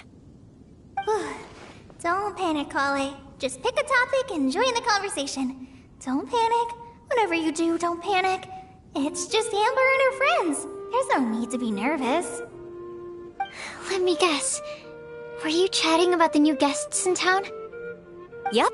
A few folks from Sumeru have come to visit, so we're brainstorming a few nice surprises for them. Amber! Sorry, At least I didn't say anything about what the surprises are. Oh no. How am I supposed to join this conversation now? What do I say to that? Speaking of nice surprises, we've actually had a fairly big one recently. What kind of surprise? Tell me! I'm saved. Sucrose is giving me a lead-in. Now, I just need to follow on from what she's already started talking about.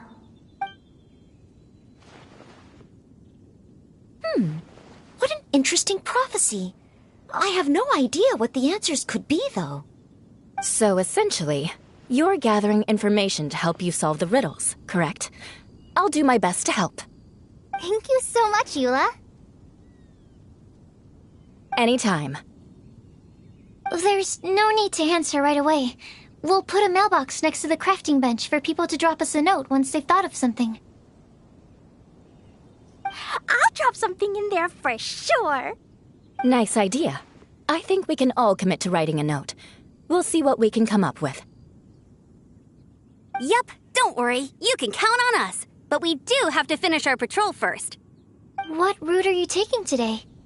We started in the Stormbearer Mountains, and we'll end at the city gates. You'd be very welcome to join us, but it sounds like you're pretty busy with all this. No. There's always next time. We'll join up with you after we're done working through this prophecy. Oh, yeah, so, we'll be on our way for now. See you later. Have a safe trip back.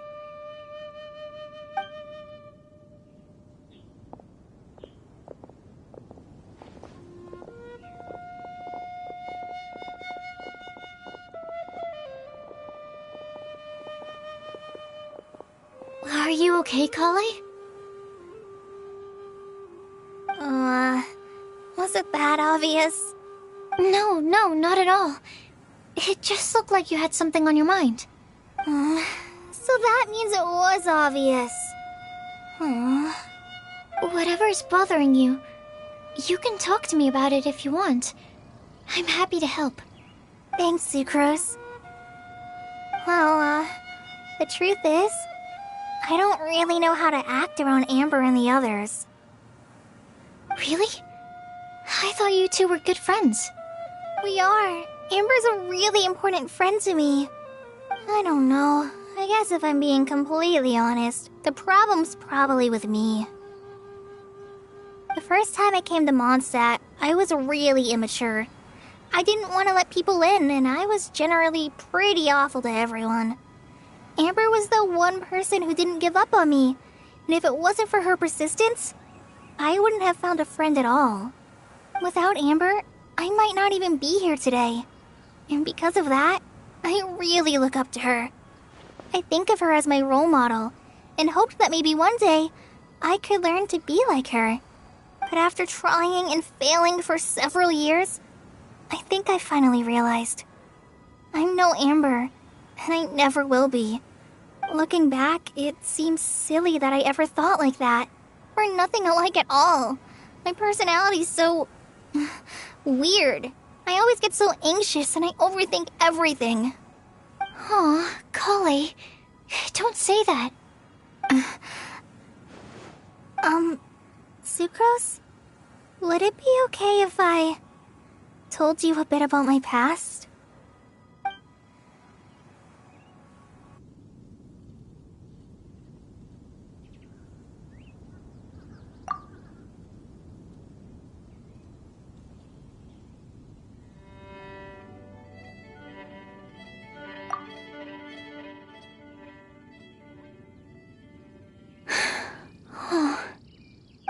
already knew bits and pieces about her.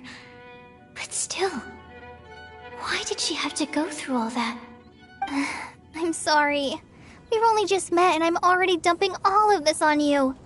This is why I get so frustrated at myself. I'm always doing this. I get into a spiral of self-doubt, and then I end up having to find somewhere to vent it all out. No, it's fine. I'm really glad that you're willing to tell me all this. People don't open up about their deepest feelings unless they really trust the other person. Don't you think? At least, I think it's kind of an honor. And, I mean, you've probably noticed by now, but I don't have the best social skills either. I always just end up talking about the things I'm interested in, and going on and on. But even so, you still listen to me when I talk my head off about alchemy. It's a relief to listen to you talking about yourself for once. If you hadn't told me all of those things, I never would have guessed that you struggle so much. Honestly, I feel like we're very similar people. Really? Yeah.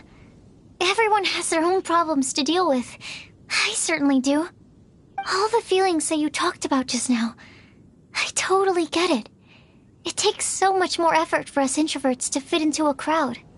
When you were saying about how you try to think about what to say in advance, and you're constantly terrified of saying the wrong thing and making things awkward, I relate to that so much. Oh, and also that part about studying under a genius.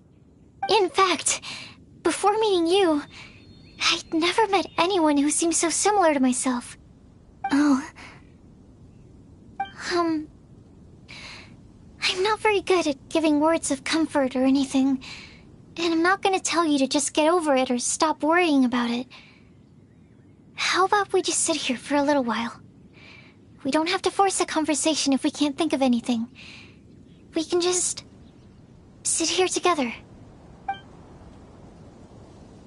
Sucrose has stopped talking, but for some reason, this doesn't feel awkward at all. Maybe she's right, and we're more similar than I realized. In Sumeru, I always like to find a quiet place to just sit and watch the scenery, but it's always by myself. I never thought there'd be a day when I could do this with someone else by my side. Mondstadt's breeze is so gentle and soft. Hey, Kale. See that cloud over there? Doesn't it look like one of my test tubes? I don't think so. Sorry. Then, maybe we're not quite on the same wavelength on everything. At least, not when it comes to looking at clouds in the sky. Thank you, Sucrose. I feel much better after talking to you. Yeah, it helps a lot, doesn't it? I also vent to my flasks, sometimes. The next time I get the chance, I have to show you my Tetratanic Sweet Flower, and my Tetratanic Windbloom. Your Tetra... what? 2 of my favorite things I've made. They're really cool. I think you might like them. Oh, okay. Yeah, you'll definitely have to show them to me sometime. I brought some crackers with me. You want one? There's cheese flavor or tomato flavor. Sure. I'll try the cheese one. Aw, look! They're enjoying the scenery together. Shall we go play with them? No, it's fine. Let them sit for a while. We're not what Kale needs right now. She needs a new friend. Someone different who's never met her before. I don't get it. Is there a difference? There is. You'll understand once you're a little older, Klee. People can draw different kinds of strength from different kinds of friends. And right now, Kale needs someone that's just not the same old me.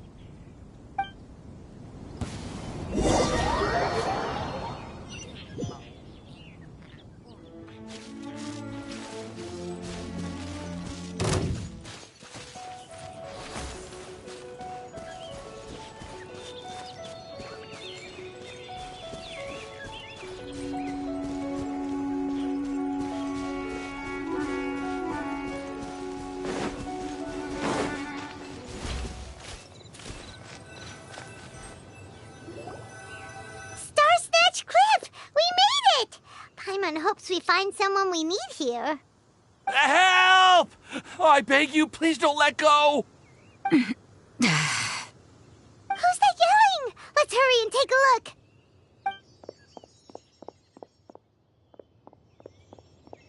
Timaeus? And we also have Rosaria and Mona? What kind of mishmash ensemble is this? Good question. What kind of a motley crew is this? It's been a while, Traveler. You two are looking pretty good. I trust you've been well. Yep, we're definitely faring a lot better than this poor guy on the ground. Hey, please don't rub salt in my wound. I really have been trying my best. Oh, you're one to talk. If this sister hadn't grabbed you in time, then you would have been seriously hurt, if not dead. I know. I really am grateful, miss. I can't thank you enough. Don't mention it. Just lending a hand. Quite literally. And had she not lent him a hand and pulled him up, he would have gone tumbling down the cliffside. What happened? Did Timaeus almost fall off the cliff? Well, so what actually happened was I came to Star Snatch Cliff today to pick some flowers and ran into Mona on the way. She took a look at her scry glass and advised me to turn back because it would be dangerous. But you still came up here anyway? Well, yes, I did, because there's something I just had to do. Oh, I hardly think giving flowers to your crush is worth throwing one's life away for. It's rare to run into someone with a death wish in this area. I don't have a death wish. I just didn't think it would really come true. I mean, when Mona said it would be dangerous, I thought I'd be fine as long as I watched my step cautiously. I'm sorry, okay? I was wrong. I'm telling you, I'm just here chasing the love of my life. Love-struck Mondstadters is what the Windbloom Festival's all about. Okay, that explains you. But why is Rosaria here? I was looking for a quiet place to escape the crowds. I wasn't planning on having to save a life along the way. So that's why the scryglass just showed danger instead of fatal danger. Very funny. Anyway, Traveler and Paimon, what brings the two of you to Star Snatch Cliff? Just trying our luck. We've got a lot of people we need to see today, so we've been all over the place. Actually, you're some of the people we were looking for. Huh?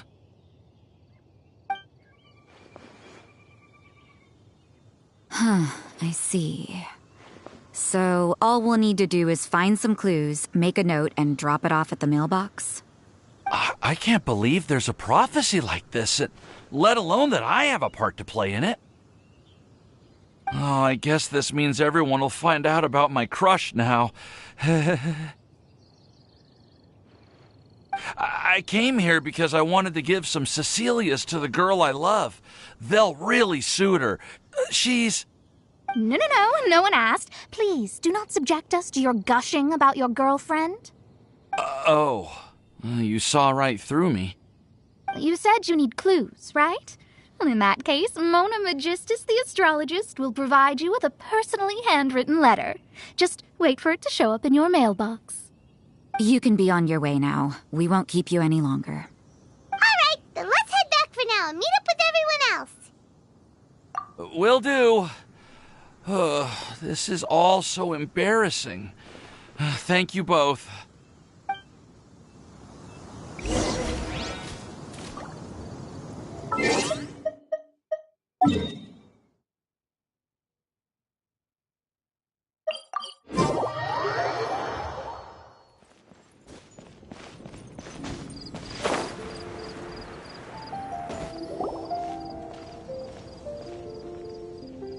We're back! Oh, but it looks like you two beat us. Welcome back. Did everything go well? Yep, we managed to find and talk to everybody. We got back a little early, so we took some time just now to put the mailbox together. We got really lucky today. The vendors were feeling super generous, so we didn't even need to pay for the materials. It's just a shame that Kale got a splinter. Don't worry about me. I'm used to working in the rainforest. I get splinters all the time. I've already taken care of it. We've already wrapped up everything on our to-do list for today. So, all we need to do now is wait for everyone's letters to arrive. Traveler, Paimon, why don't you get some rest while I keep an eye on the mailbox? You're definitely your master's student, Sucrose. As long as you or Albedo are around, Paimon can relax and know that everything's taken care of. Stop. You're embarrassing me. Wait. Actually, there's one thing that still needs taking care of. Paimon's starving. Hey, Traveler, you want to get dinner? Your treat. I'll go with Sucrose to return the leftover materials to the vendors. You two, go get a proper meal. We can't have anyone going hungry. Yeah, now would be a good time for a break. Once everything is ready, let's meet up here again and collate all the information we've gathered. Sounds like a plan.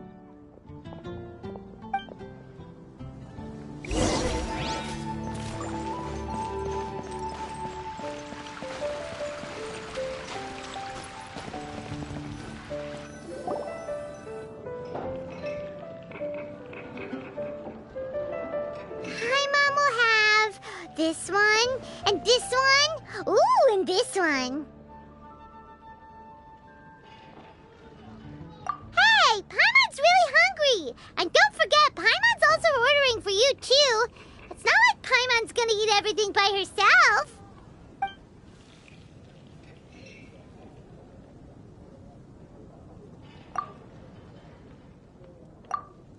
Ooh, Paimon is super full.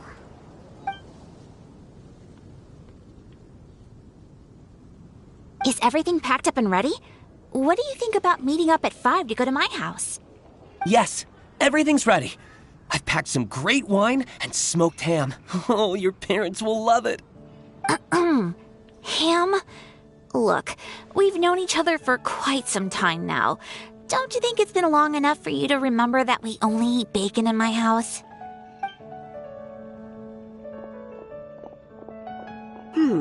I must remember to get some milk today on my way home. Please, feel free to pay a visit to Cat's Tail anytime. Enjoying the scenery? Oh, Tone Deaf Bard! Are you here for some food as well? Oh, I can put something on your tab? Well, that's a pity. I already had a few drinks before coming here. I shall take you up on your kind offer another day. There should be no shortage of opportunities in the future. Anywho, you should be getting ready to thank me. I come bearing good news. What kind of good news? Behold!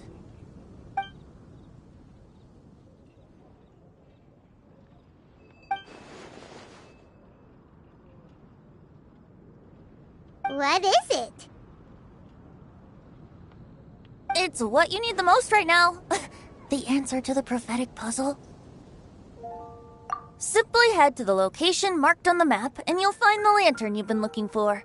However, if I were you, I wouldn't just go and reveal the secret right away. As you've seen, a lot of people have been laboring hard to uncover the answer. A secret is like a well-aged brew. The aroma from the bottle is sweetest when revealed in the company of friends. Then it's settled. I'll leave you to your business for now. Feel free to find me for a chat again once you're done working through the prophecy. Also, if you have some time, we could organize another fast-track love poem class. Oh, you're starting that up again? I sure am. Nobody else has signed up this year, though, so the duty to learn falls on you. Anyway, see you later. Venti always looks so relaxed whenever we run into him. Paimon can't help but be jealous. Excuse me, if you don't mind, could I chat with you for a moment? Oh? Who are you? You may call me Scarlet. Just like you, I'm a traveler visiting Mondstadt from another land. Mind if I buy you a drink?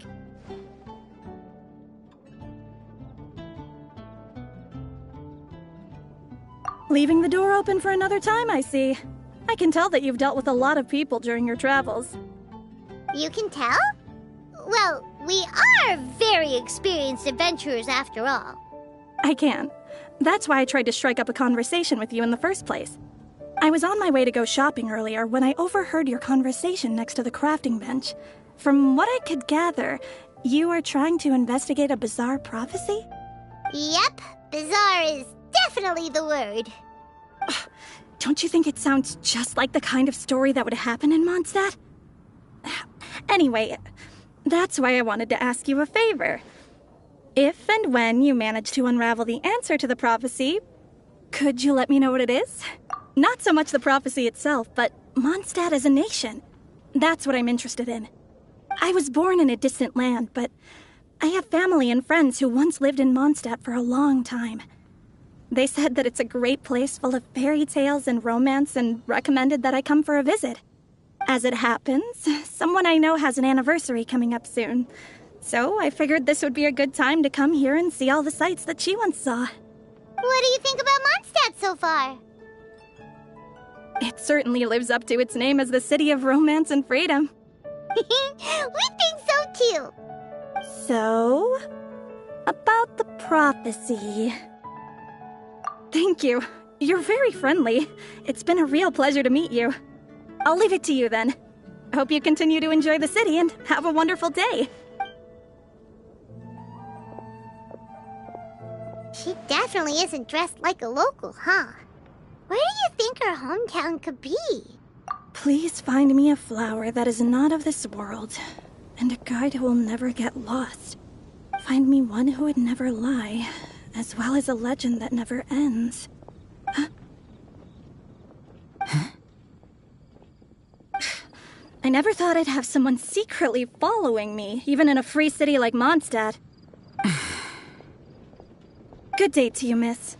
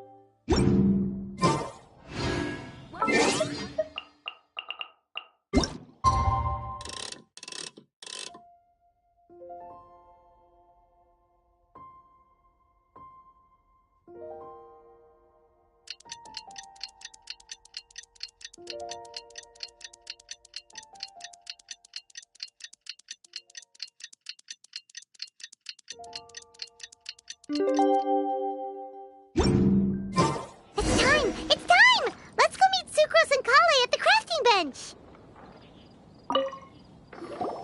Hey, we're here!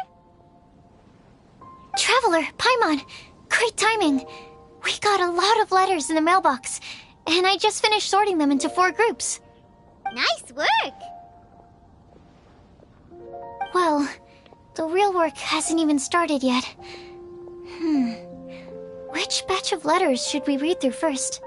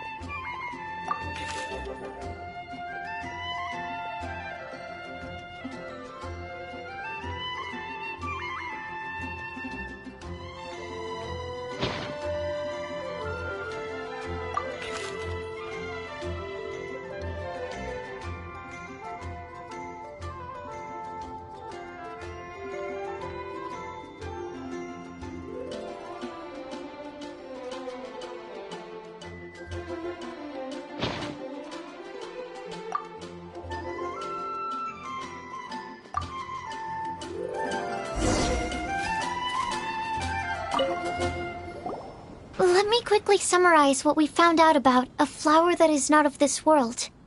Tainari believes that on closer examination it might be logically paradoxal, while Albedo says that his answer would be better discussed at length in person.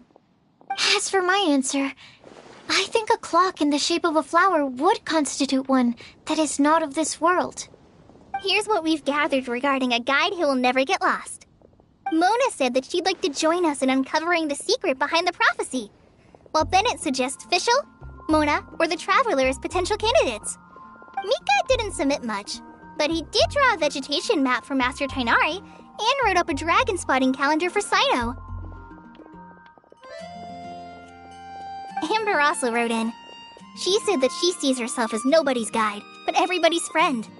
As for one who would never lie, Rosaria removed herself from consideration, but both Razor and Sino were willing to support us in our search. Timaeus seems to have forgotten to write to us. And finally, this is what we've gathered on a legend that never ends. Klee said that her mom has a number of friends who like to write storybooks. Nisa believes that legends live forever in people's hearts. I think that for a legend to be never-ending, it has to be filled with hopes and dreams, and actively passed from one person to the next. So, what are the answers to the 4 riddles then? You're really smart, Paimon. I bet you can figure it all out in no time. Or, let's all share our thoughts on what we think the answers might be.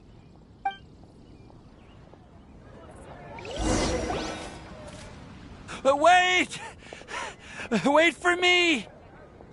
Oh, Timaeus! What brings you here? I'm sorry, I really am. The time just got away from me and I didn't get around to writing that letter. However, I'm happy to announce that I think I can be the one who would never lie. Huh? This is kinda sudden.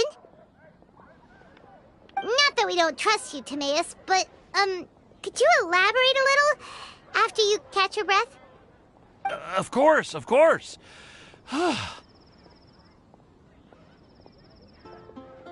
Do you still remember the time I,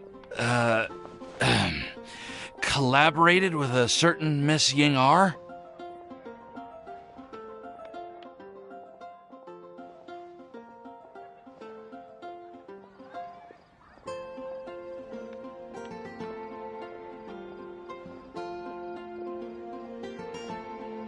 Well, basically, she helped me out a lot with my research into potion making once, and, well, we've stayed in touch through letters ever since. Wait! So Ying-ar is the girl from Liyue that Sucrose mentioned earlier? We always assumed you were hard at work every time we saw you at the crafting bench. So you've just been writing letters to Ying-ar the whole time? No, I mean, not all the time. I've done some work too. And anyway, our correspondence covers a lot of serious topics, like perfumes, potions, alchemy. Anyway, a few months ago, I made a vow to the heavens that I will be true to myself and never utter an insincere word until the day that I've managed to win Miss Ying-ar's heart. So, at Star Snatch Cliff, you were picking Cecilia's as a gift for Ying-ar? Well, that's right. The Cecilia flower is said to represent a once wayward heart transformed by the power of love. I couldn't think of a better flower to give than that. I know full well that Miss Ying-ar is far more knowledgeable than I in both the ways of the world and the ways of our craft, but I thought I should make the effort for once and put myself out there. Which brings me to the subject of the last few days and the Windbloom Festival. I thought it was time for me to invite Miss Ying-ar to Mondstadt. But yesterday, Albedo told me that Sucrose has been working hard to help another girl achieve her dream. Huh? And when I went to take a look at our roster, I saw that she'd done my remaining work for me. I feel incredibly guilty. I've been spending all of my time in my own fantasy world while everyone else has been bending over backwards to help other people. How could I ever hope to be worthy of Miss Ying-ar's love if I'm so selfish?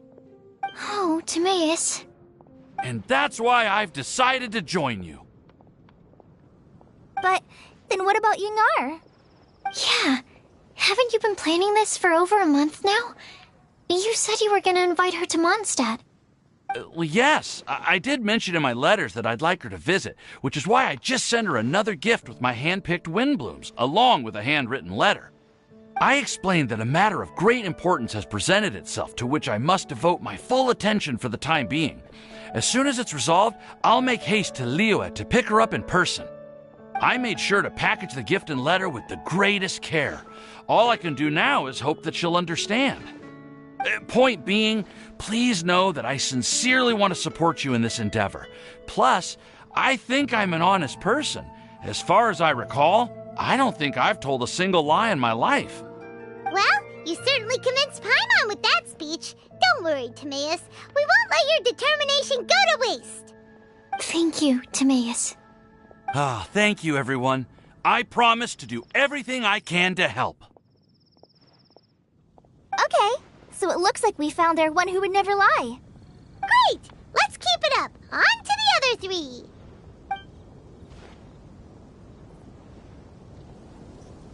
Okay, Paimon will do the honors. Ahem. We have with us here the flower, the guide, the legend, and Timaeus. Huh? Why did you only say Timaeus' name? You should say my name, too. All right. We also have Klee. That's me! With Klee here, this all somehow feels like we're getting ready for a field trip.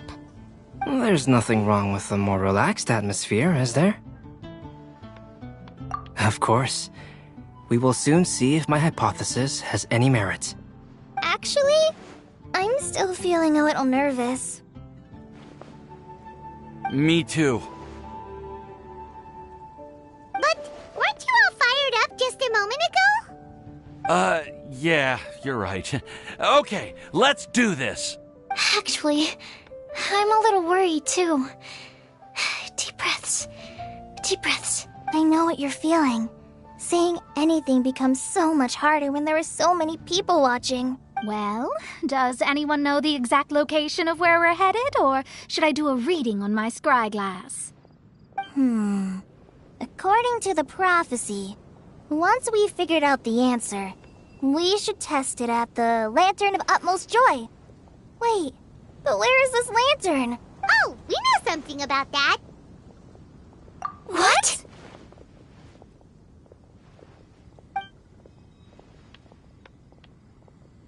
Wow, that's amazing. You really know how to do everything under the sun. Then we'll let you lead the way. This is it! We're off to find the sacred location of the Lantern of Utmost Joy!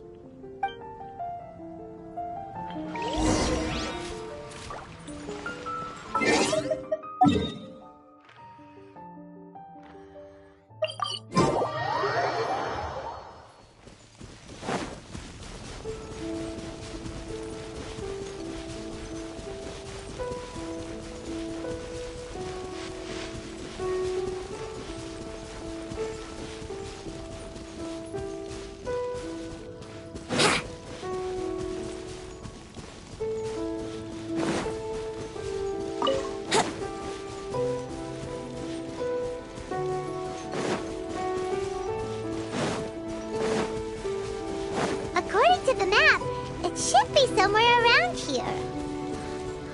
Let me take a look. Oh, it should be right up ahead.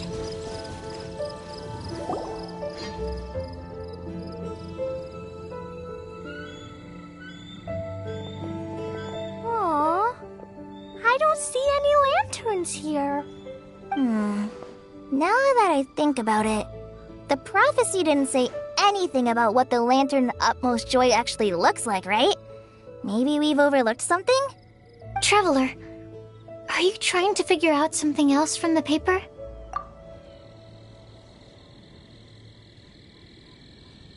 Paimon's reading too. Huh? It says to look up. But there's nothing above us. The wind didn't trick us, did it?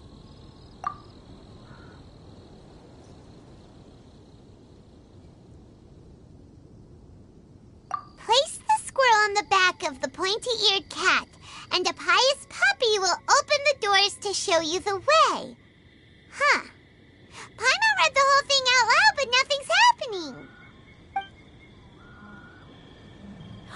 Look! Look! The wind is blowing! What a strong wind current. Let's write it up and see where it leads us. Huh? We'll have to fly up there? Can someone carry me with them? Here.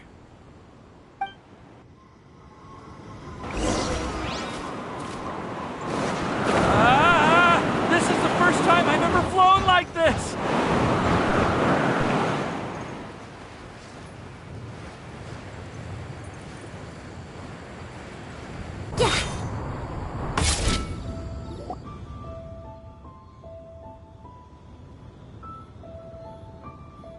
How did this little island get up here in the sky?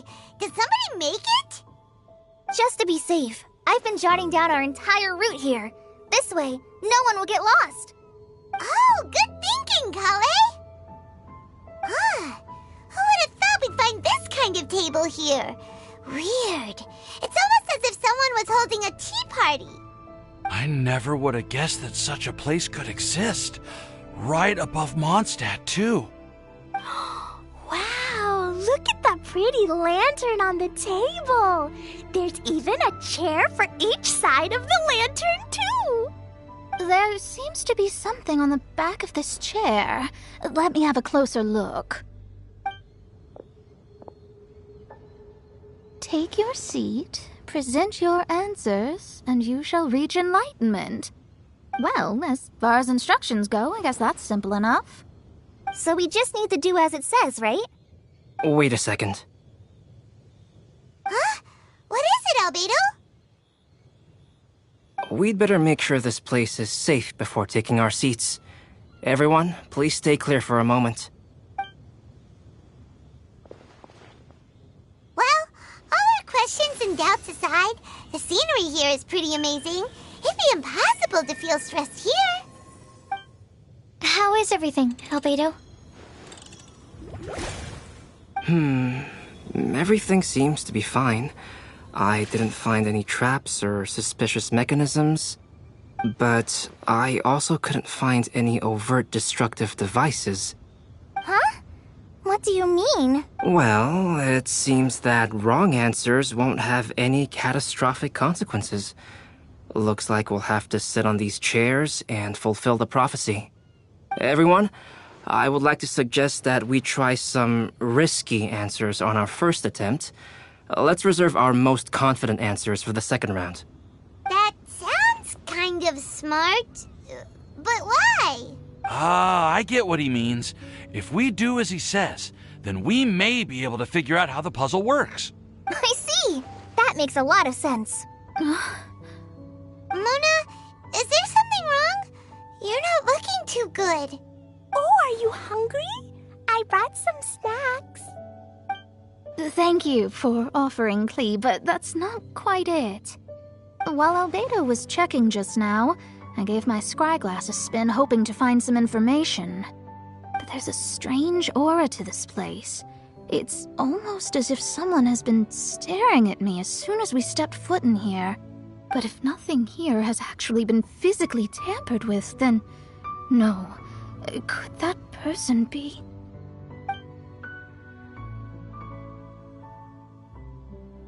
What do you mean, Mona? Who could it be? Never mind. It's not like I've got any proof. Don't leave us on the edge like this, Mona. I'll just do what Albedo said. Yes, let's test the hypothesis together, Klee. Come on, join us, Mona. Oh, all right. Okay, then I'll answer the first question. If someone were to ask me to find a flower that is not of this world... You can do it, Sucrose.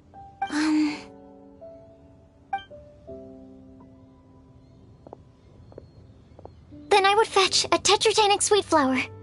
All right, I'm up next. My part of the prophecy is to find a guide who will never get lost. Kale, I hope you found your answer. My answer is that I will be that guide. For a long time, I have been guided by others. It's taken me a while, but I finally made it to where I am today. Although I still haven't made a name for myself, and I'm still quite immature, I would still like to put my name forward. Because I would like to become a guide that can help others.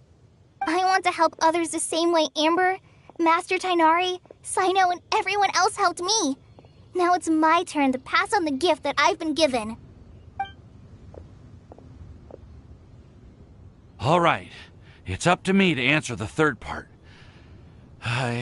I'll submit myself as one who would never lie. Although I've never really had any other virtues or talents, I'm confident that I've always been an honest person. I'd like to thank everyone, too, for giving me this opportunity to validate myself. And last but not least, I will answer the final part of the prophecy. There's no tale more befitting the title of a legend that never ends than our fates as human beings. Wait! The lantern just lit up! Whoa! All four sides of the lantern are glowing! Huh? But... Kale, could I ask you to stand up for a second? Oh, alright.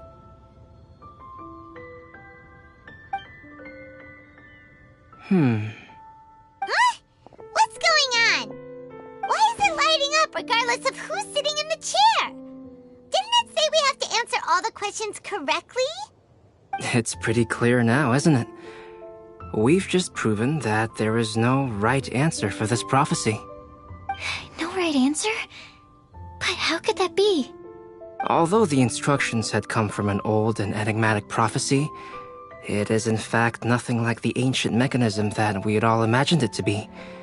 I believe the lantern only serves as a simple signal. And to think, I never expected you to actually find this place. What? There's someone else here? We meet again, traveler. Hey! You're that Outlander we met the other day at Good Hunter! It's all thanks to you that I was able to find this place. Good thing that you were too preoccupied with the prophecy to notice someone tailing you from the shadows. Oh, is that so? Then, why do I spy yet another person following in your shadow? Wait, really? There's no need for pleasantries. You should know I'm here for you. Is it just because I'm a visitor from abroad? I was there when you snuck your way into Marjorie's place. Huh. So you had your eyes on me even then, huh? That was 2 whole weeks ago, you know. It's hard not to notice you when I'm on duty every day. All right. In that case, I'll admit it. I was the person who slipped this prophecy into the storybook. Huh? But why? Then, does that mean this wasn't a real prophecy after all? Don't worry. Even though you probably have plenty of reservations about me, you can be sure that the prophecy is genuine. In fact, many of you here today may have heard the code name of the one who left the prophecy to me. She hailed from an ancient assembly of powerful women, each of whom used a single letter to signify themselves. Who would have guessed? It seems that power was indeed left behind by the old hag after all. Ah, so you're B's student. It's an honor to meet you. I am Scarlet, the successor of Jay. Well, what are you talking about?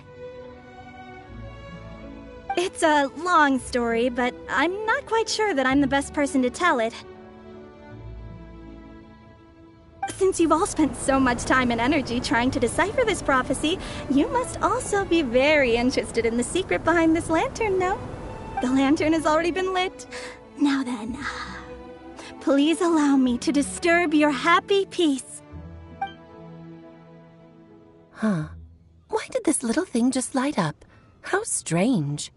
Hello? On the other side of the lantern. Can you hear me over there? Mom? Oh, I hear many youthful voices. Madam, I am Scarlet, the successor of Jay. Oh, Since we've last gathered, Jay's successor has already become so reckless and bold. Unbelievable. Wait. Why are you talking just like the old hag? Old hag? Who would dare say that? Is that Mona? Who are you? Who dares imitate my master? And what of imitation and mimicry? It has always been a fool's errand to mimic and learn from humanity. Oh, it's Alice. I'm here too. Mom, why are you trying to talk like other people? So I see everyone's here. Well then, my warmest greetings, everyone. Miss Alice, why would you... Well, it's been many years since this lantern last lit up. You can't blame me for thinking that one of the old friends from my youth may have decided to catch up again. Why she sounds so coy all of a sudden? And if I recall correctly, we left this lantern in the care of the Animo Archon Barbados. You must be commended for uncovering an artifact entrusted to the god of wind himself. Tell me, are you sitting around my beloved tea party table?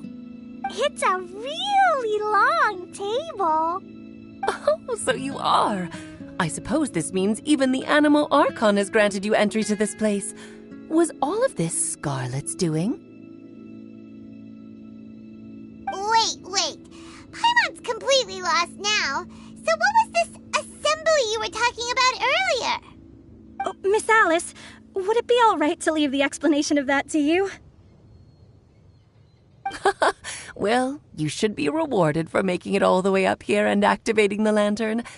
Now then, let me tell you a long and ancient story. Ever heard of the Hexenzirkel? As the spooky name suggests, it's a secret society. Once upon a time, it even challenged the Animo Archon himself. But he replied, "Let us make music, not war, and resolve our conflicts through song." From then on, the mages would only ever convene in the woods, in the skies, or on the edges of cliffs. At these tea parties, they discussed their stories and secrets and resolved their differences, as the tea and cakes bore witness to their pledge never to fight amongst themselves. Yesterday I snuffed out the life of my beloved. He had grown old and was extremely sick. He loved me dearly, so I took his fate in my hands and ended his pain. I'm raising a son. Of all the children I had, he's the only one left. But I suppose that still makes me a mother. My lifespan is nothing compared to yours, so I wish to leave you with my storybook. Actually, maybe you can pass it on to your children one day. Oh, this looks interesting. Let me scry. My dear sisters, we mustn't let prophecies threaten our bonds of friendship. Even the most frightening witch was once a little girl, and growing up can be so tough. Sometimes we all need to vent our troubles to the wind. Even if the nations go to war, or the sky falls down, the mages' tea parties shall forever be held around this table.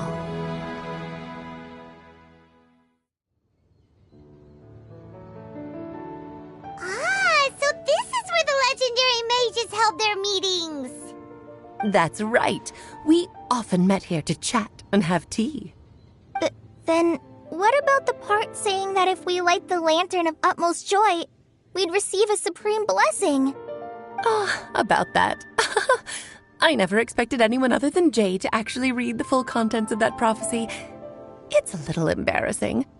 The truth is, that prophecy was actually just a letter that we sent to Jay as a group the day before her wedding. So it was indeed written by all of you. I must thank you for resisting the urge to immediately reveal the truth to everybody, Albedo. Knowing you, you probably figured out everything the moment you laid eyes on the message. No, it took me a little longer than that. A flower that is not of this world, a guide who will never get lost, one who would never lie, and a legend that never ends. These 4 descriptions signify 4 individual mages. When a member of the organization had to leave the group to spend the rest of her days with her beloved, the other mages would write down this prophecy and send it to her to invite her for a final get-together. A flower that is not of this world signifies, of course, flowers that do not naturally exist in this world.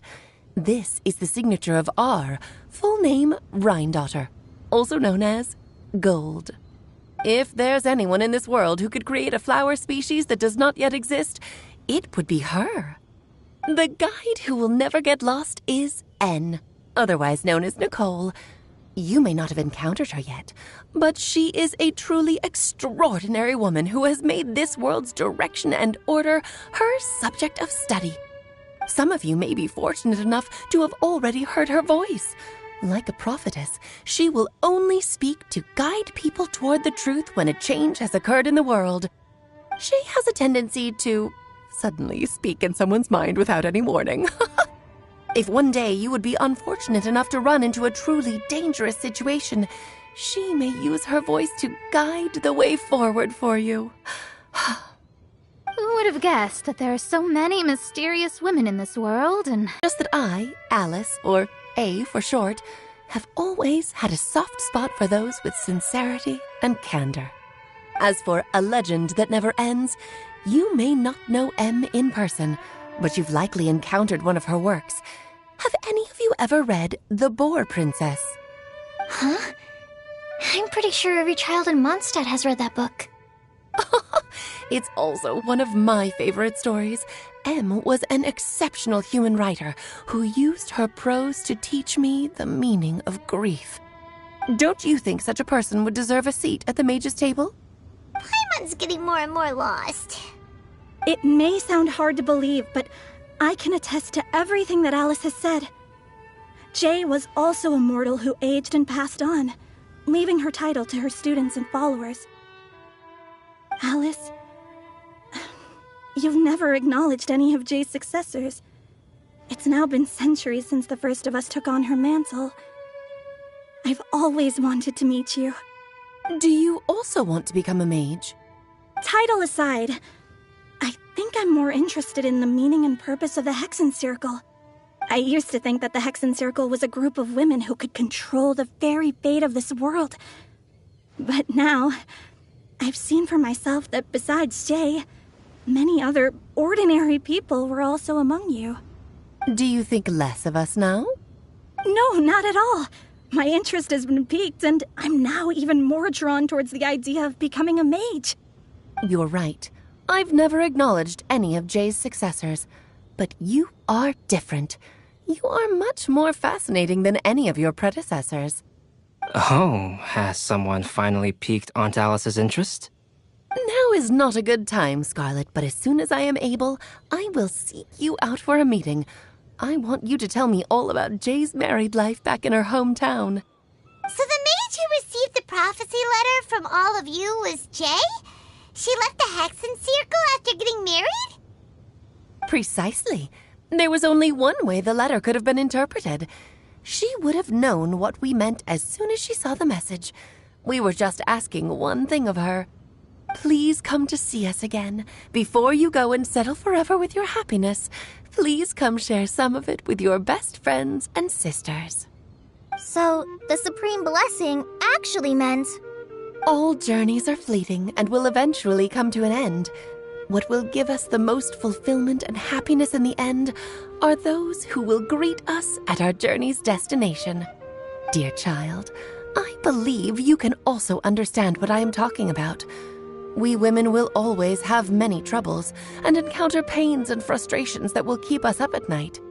But no matter how hard things may become, we will cross mountains and oceans to see our best friends again, regardless of how many years have passed or how far the distance may be. As long as we can be with our beloved friends, our hearts will be filled with joy. To us mages, that's what being supremely blessed is all about. Oh. I still don't get it, but I do know that all the mages are Mom's best friends. If you ask how I see it, the Hexen Circle is just a group of ladies that I spent my youth with. Anyway, I'll introduce some of the other members to you all later. I still have a few things to attend to, so this will have to do for today. Bye, Mom. Todoko says bye, too. Goodbye, darling, and farewell to all of our other friends as well. I'm sure we'll see each other again. Oh, now that I think of it, isn't it getting close to that time of year? Yes, it's Windbloom again, Alice. It's also a special anniversary date. I'm sure you still remember. Yes, I do remember now. It was on this day many, many years ago that Jay tied the knot. Ah, just in time for the Festival of Love and Freedom. Everyone, please enjoy this year's Windbloom Festival to the fullest.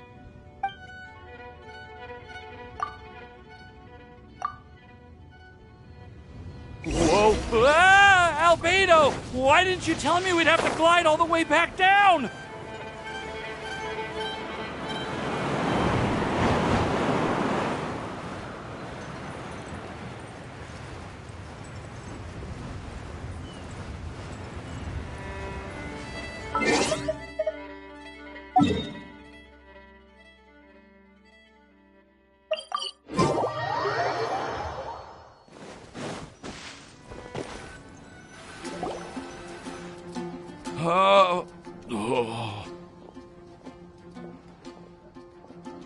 Are you okay, Timaeus?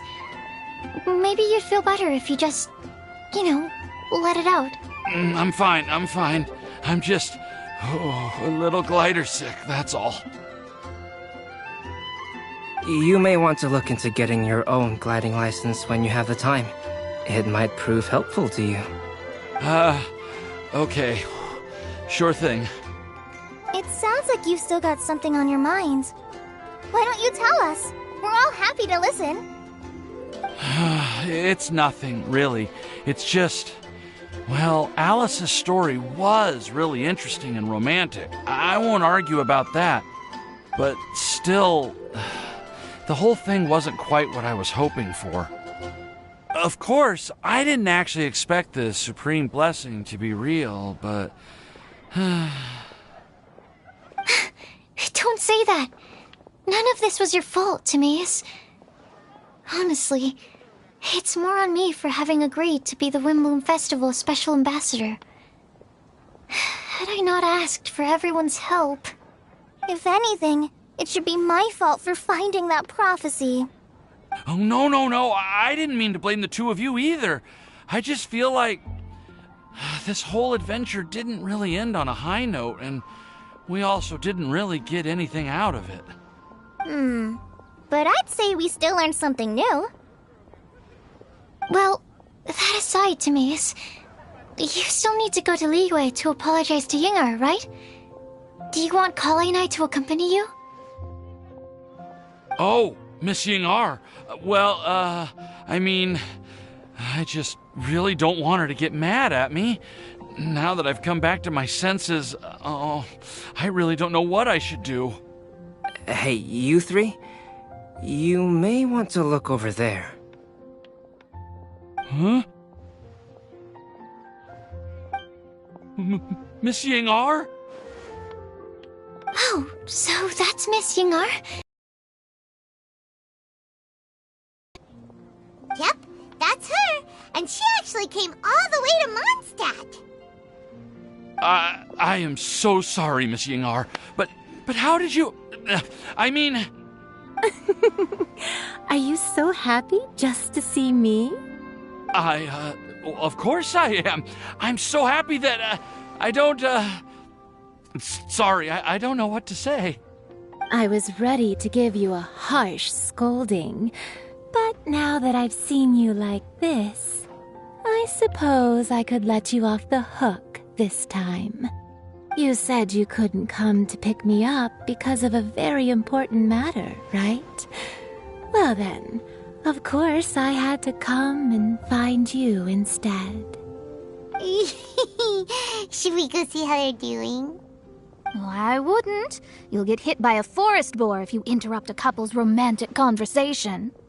Oh, really? We'll just leave them alone then.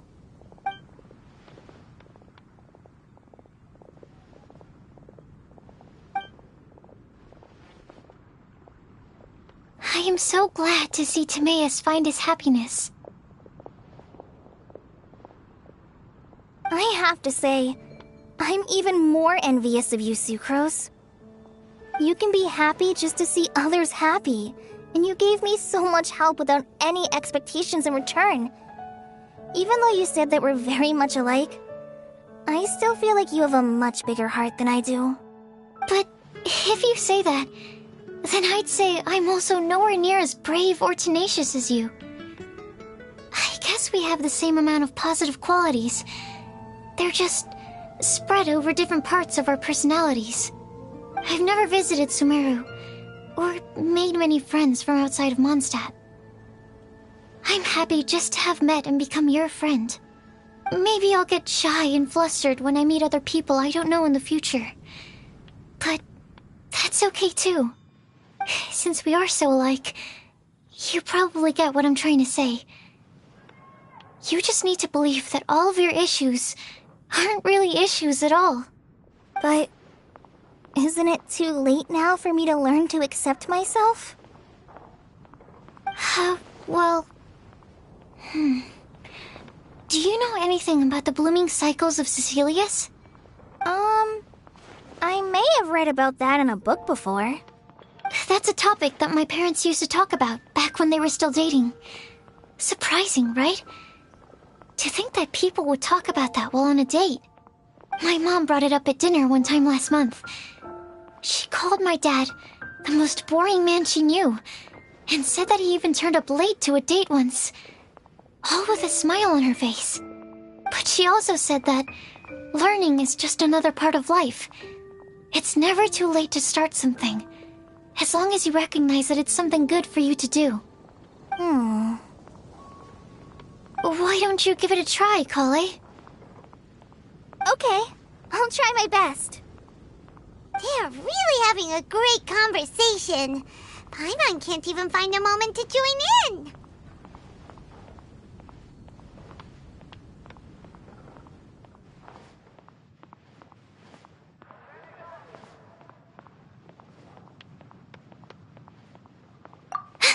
I nearly forgot. This is for you. This texture. Are these seeds? Yep. I believe I mentioned my sweet flower research to you before. These are the seeds of the sweet flower cultivars that I've worked on. It's nothing too special, but they're the best cultivars that I've made. So, I really hope that you'll like them. They're super sweet and easy to grow and keep. I'm also submitting them as my windblooms for this year. I wish that the Anemo Archon could also see how lovely they are. Thank you. I'll plant them in the Avidia forest and take good care of them. Kale, please take these notes with you. I've heard that you've been working hard on your studies, so I've prepared some study materials for you at Sucrose's request. Feel free to look through them whenever you can find the time. Mondstadt's doors will always remain open to you. Thank you so much. Really, I don't know what to say. I'm just really happy. Sucrose, now's your chance. Didn't you want to collect a breath of joy? You're right. I almost forgot. Kale, can you exhale once into this test tube? I will save this breath of joy and use it in my research. Oh, really? May I? Of course.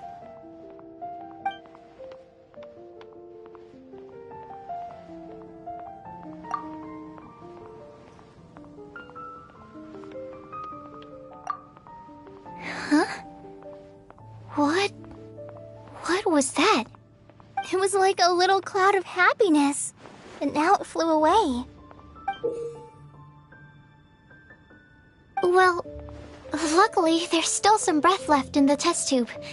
I'll seal it up for now. I'll keep working on it and let you know as soon as I have any breakthroughs in my research. Yeah, you can write to me.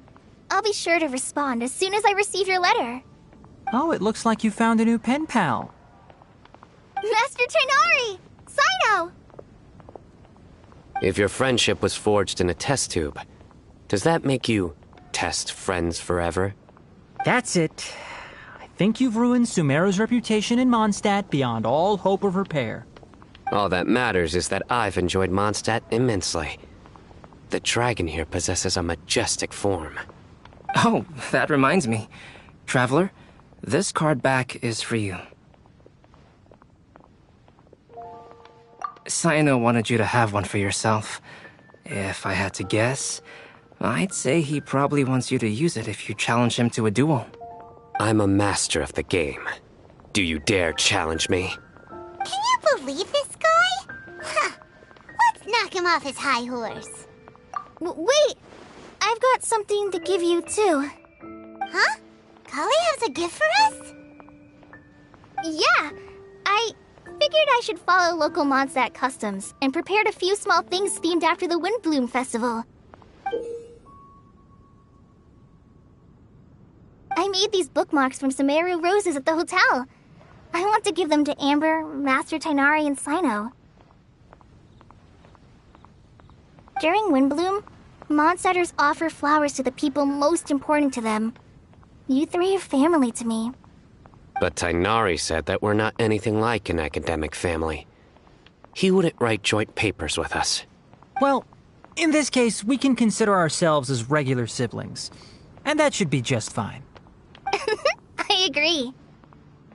Oh, and here are some Padisara seeds as well. These are for the Traveler, Paimon, and everyone else from Mondstadt. Whoa, are these really for us?